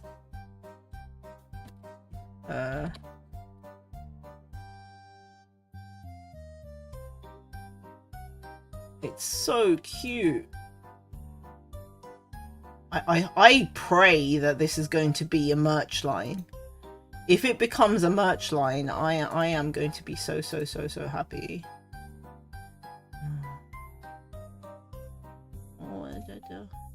Can't find any picture that's going to show. So cute though. I think I'll post it later. But yeah, I really want them to make merch of the Chainsaw Man Mofu-san collab. That would be one of my dreams come true. Oh yeah, so after the Chainsaw Man Cafe, so as you saw, I only had 2 desserts. And this was lunchtime and I was kind of hungry. So I decided to have a second lunch by myself. Everyone else had gone to do something and I went into a Kisaten, like a cafe. And I had a creamy pasta, the sort of thing that Meow would approve because it's got double cream in it with chicken, grilled chicken on top, and then one of the most perfect cream sodas ever. Doesn't that look so perfect? Melon soda ice cream float.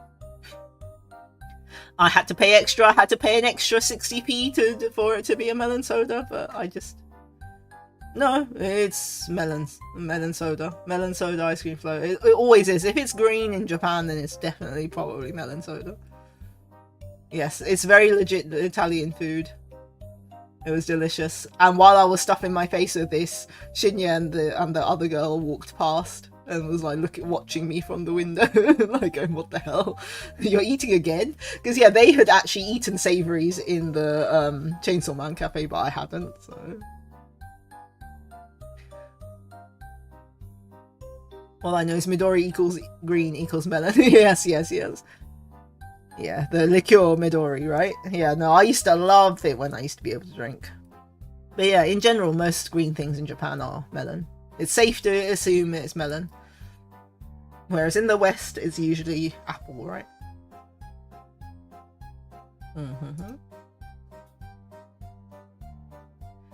So then that was the end of that. But then I think this was the last day that we were in Osaka. So for dinner, what we decided to do is something I like sometimes doing. It's called a Depa Chica party. Does everyone know what a Depa Chica is? It's, yeah, I think the West is pink is usually the colour for melon. What's apple? Yeah, usually apple is usually yellow in Japan. Yellow. What are those magic words, man. Okay, so Depa Chica is a department store underground. Chica is underground. So usually, you know, you get department stores in Japan. The basement floor of a department store is food section. It's all food. They literally have loads and loads and loads of rows and rows of food. Did I do a Depa Chica video? I think I did do a Depa Chica video. I might have posted one on my travel channel on Discord. I can't remember, but yeah, basically there is so much food there and it's amazing. It's like deli counters, but better, like 5 zillion times better. They have everything. They have savory food, they have sweet food, they have, you know, sweets, they have ready-made food. And what I like doing with my friends is we decide on amount, like, I don't know, 5,000 yen or whatever per person, and we buy something we find in the Depa Chica that we like, and then we take it all home, and it's basically like potluck, and we just eat all of it. Food basement, I thought it was something else from the framing. No, it's food. So we basically, that's how we do the party. We have a party where we buy stuff at like of a set price, and yeah, I think this time we all paid 5,000 yen, so £25 per person we would spend on food or drink or whatever. No, it was all food and desserts, and we bought our own drinks.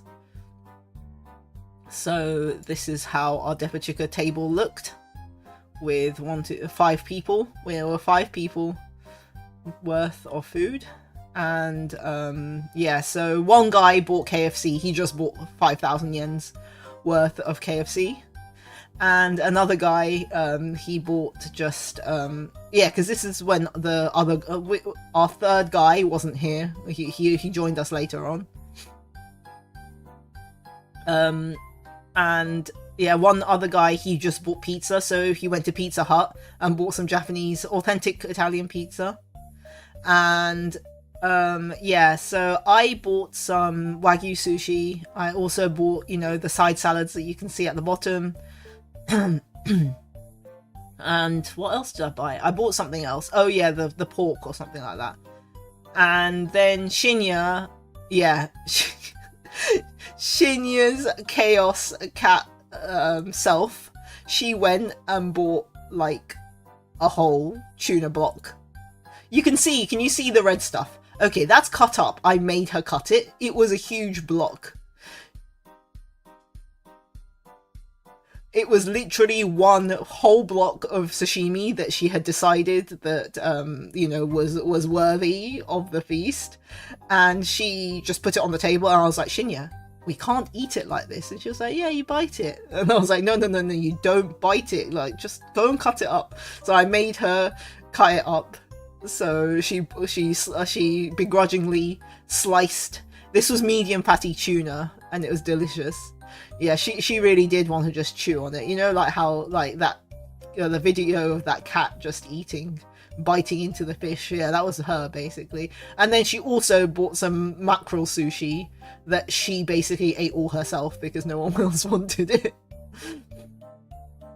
And what else did she buy? I think she bought something. She bought a lot of random shit, like, being her, she bought a whole load of random shit.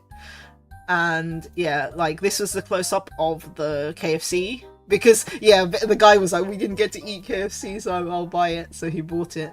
That was a limited edition flavor. I think that was the pepper and garlic.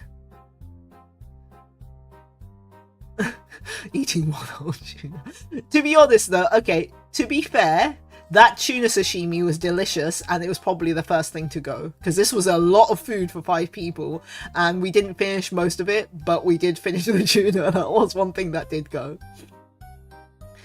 And yeah, the pizza, half of it was carbonara. So on the left, the bottom half was carbonara, and the top was black pork and garlic, I think, because we had one girl who doesn't eat pork and one guy who doesn't eat beef, so we had to separate the beef and the pork. She didn't get a Joel tuna head. Yeah, well, you'll see later on in this trip, she buys lots of other different fish. She literally is a cat. And the other pizza was half bavette beef steak, and the other half was tuna mayo. I mean, no, sweet corn mayo pizza, the best pizza. Yeah, one half of the pizza was carbonara, yeah. But Dev, you can buy carbonara pizza in the UK as well. Pizza Pilgrims does it. It's delicious. Very authentic pizza. Yes. I mean, I was like, it's pizza. It was so good. Sweet corn mayo. It was delicious. The ultimate cursed. What do you mean cursed? It's delicious. So we had that. And then my the other girl, she bought desserts. She bought really fancy desserts. She bought like 2 of these puddings. They were delicious, like the ones on the left here next to the tart. They were really good.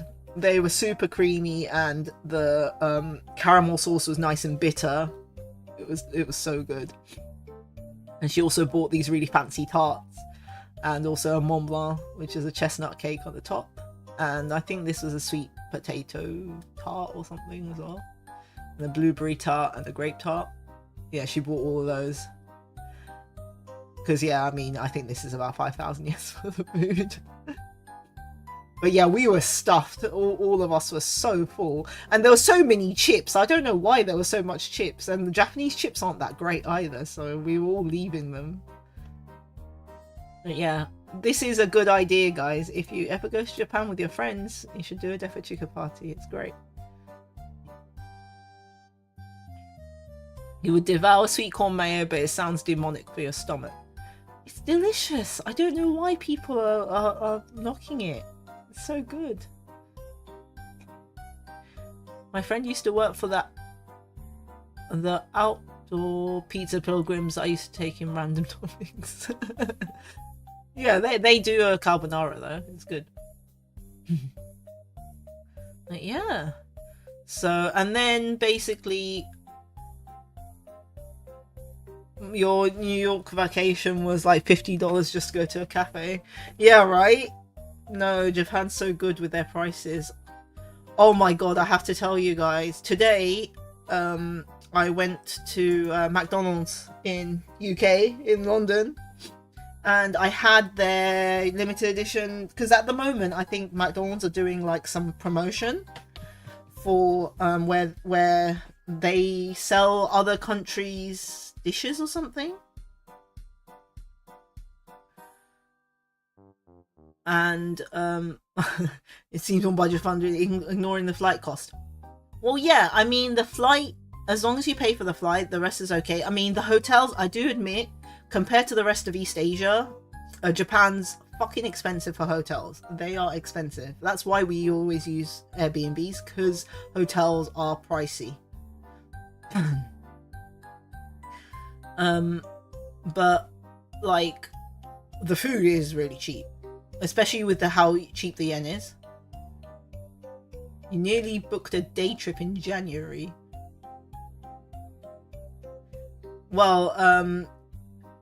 Well, okay, or so Southeast Asia, or even East Asia, so like, you know, China, you could probably get a 4-star hotel for about £60 a night for 2 people. So you could share with your friend and it'll be £30 per person. That's pretty normal for like Bangkok or like, yeah, China. I booked for both China and Bangkok about that price. Really nice, really fancy hotels. Whereas Japan, you're looking to probably pay about £60-70 per person for, you know, a really standard 3-star hotel. So yeah, it's like double plus 1 downgrade. So yeah, it is expensive. Whereas yeah, that's why I usually share Airbnbs, because, you know, whatever. It's a bit expensive. Whereas I will live it up in Southeast Asia because the hotels are cheaper there. So, but the food is about the same price, to be honest. Now with the cheap yen, like Japanese food, like food in Japan, is basically the same price as Bangkok, which is pretty nice. It's pretty good. But anyway, yes, as I was saying, 1 second, I'll show you a photo actually. Yeah, so as Mo-chan said, the heist. Yes, it's called the heist. It's some thing they've got now. Yeah, it's this like thing where like McDonald's are doing stuff from other countries, and they do have Japanese stuff. And okay, to their credit, oh god, where did I post that?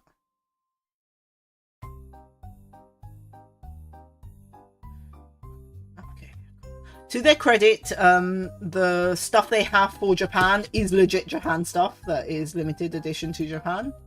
So they're not lying when they say that it's Japan food. I'm just saving the... I totally forgot. I was going to show you guys these and I totally forgot about it. Where's it? Oh, there it is. 1 second.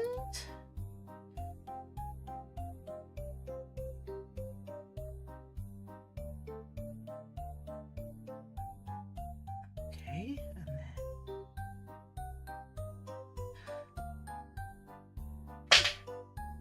Yeah, unless you earn yen. Well, I mean, even then, Japan's wages are only like 30% less than UK anyway, so we're still worse off here. Which is shit. Very shit. Yeah, so these ones, this is the item from Japan apparently, which actually they're not lying, it is a legit thing in Japan. I realised that they're literally selling this in Japan right now as well.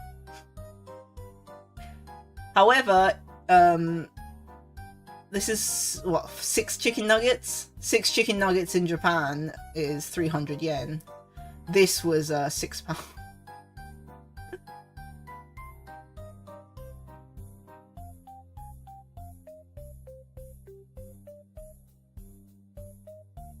He said, of all the things they could take from JP Magdo, they took this. Yeah. Okay, so I tried it today. It's okay. It's okay. It's not bad. It's alright. However, it's not worth £6. £6 for some nuggets. Alright, bruh. Yeah, it is literally... so it doesn't warrant it. This is not about GDP or any crap like that.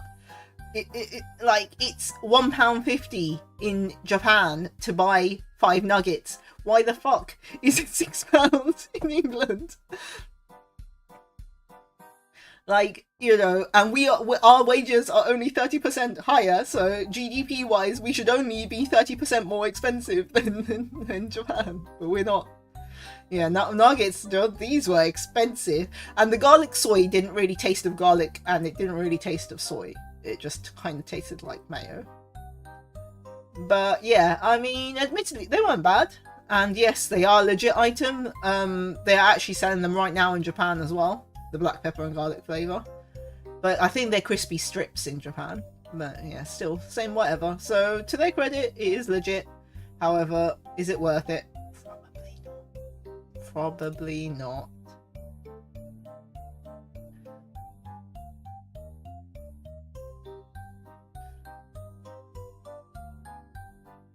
Well, you know, because I don't know, wait, yeah, so is Japan. It's $9.50 for the maple bacon. Oh my god, really? Yeah, because I saw that heist menu, they have McSpicy with pineapple, and I kind of wanted to try it, but I didn't even look at how much it was. That's insane! £9.50! What the hell? What is going on with UK Buckdo? Like, seriously?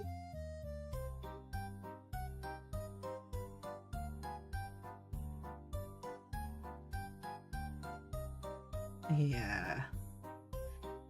It's 9 pieces, costs a lot, and then for £1 you can get 20.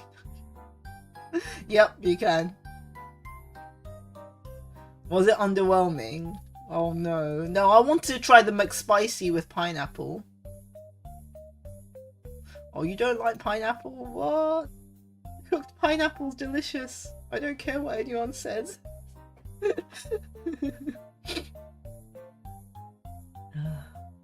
But yes, so that was the last evening for our trip in Osaka. And then the next day we got on the train and went to Kyoto. But I'll cover that in the next stream. Dun dun dun. I think this is right. I think I'll do three streams for the 3 weeks. So I think 1 stream a week sounds about correct. Pineapple shouldn't be warm. Oh, I love. Well, I can only eat it warm. I can't eat it raw. So.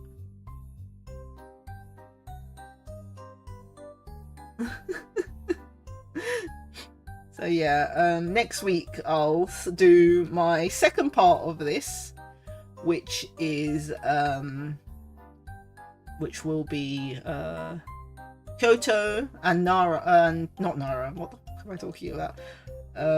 Kyoto and Nagoya, which I had never been to Nagoya before. It was really fun, Ghibli Park, etc. Next time on Gumi Travels E, yes, basically, yes, that. Oh, what's going on? Oh, okay. Yep. So I think that would be good. Right. So next stream is on Friday, I think. Let me check my schedule. I clearly am the one who decided this schedule, and I still don't flipping remember. Yes. So Friday. Okay. So I need to tell you guys about Friday. I was going to stream Resident Evil. Then I realized that Marvel Rivals Season 5 is coming out. I know most of you guys don't play anymore, but I still play. And obviously the new support is coming out. It's Gambit. And I had actually been waiting for Gambit to come out for a while because I do like Gambit. And yeah, I really kind of want to play him. So we are going to play him. I will just update the game and I'll just go in blind and we'll see how it goes. And if I get bored with playing Gambit, I'll try and... Okay, I've been soloing Nightmare, like the zombie mode, and I've been doing pretty well. And I really want the title for soloing till the end as Jeff, so I'm going to try and go for that title. You're going to start, and they got Gambit and Rogue, yeah.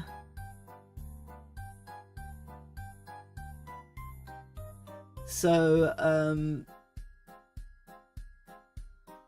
reading. I'm reading. I was saying that I was getting cold as anything, hard on the teeth for people, so I'm kind of with Gumi here. Yeah, the Gumi Travel Saga OAVs. Schedule is always the final boss. I know it is. Okay, that's good. I'm glad. Like, yeah, so we shall check out Gambit. And also, yeah, apparently there's a new Jeff skin coming out, but not this week. It's going to be the week after, I think. 27th. 1, 2. Oh, it's 2 more weeks. In 2 weeks, we get a free business Jeff skin. He's Business Shark for the anniversary event. So yeah, I'll probably stream. I'll probably stream on Friday, and then I'll probably stream for the anniversary event. So yeah, that's what I'll decide to do. And then yeah, Saturday we have Resident Evil. We're gonna start our Resident Evil 7 series. We'll go back to the Baker house. I'm gonna see if there's any DLCs and stuff I've missed actually for 7. I'll have a look. So yeah, that will be our schedule for this week. So I shall see you guys on Friday at 8:30. And thank you for coming to listen to me yap for almost 3 hours. Wow, I don't usually talk this much, but yeah, I still have a lot to talk about for Japan, so I hope you guys are ready to hear me talk 3 more hours next week and 3 more hours the week after about Japan. Yes, alright then. Well, good night, pumpkins. May the ghosts haunt you peacefully tonight.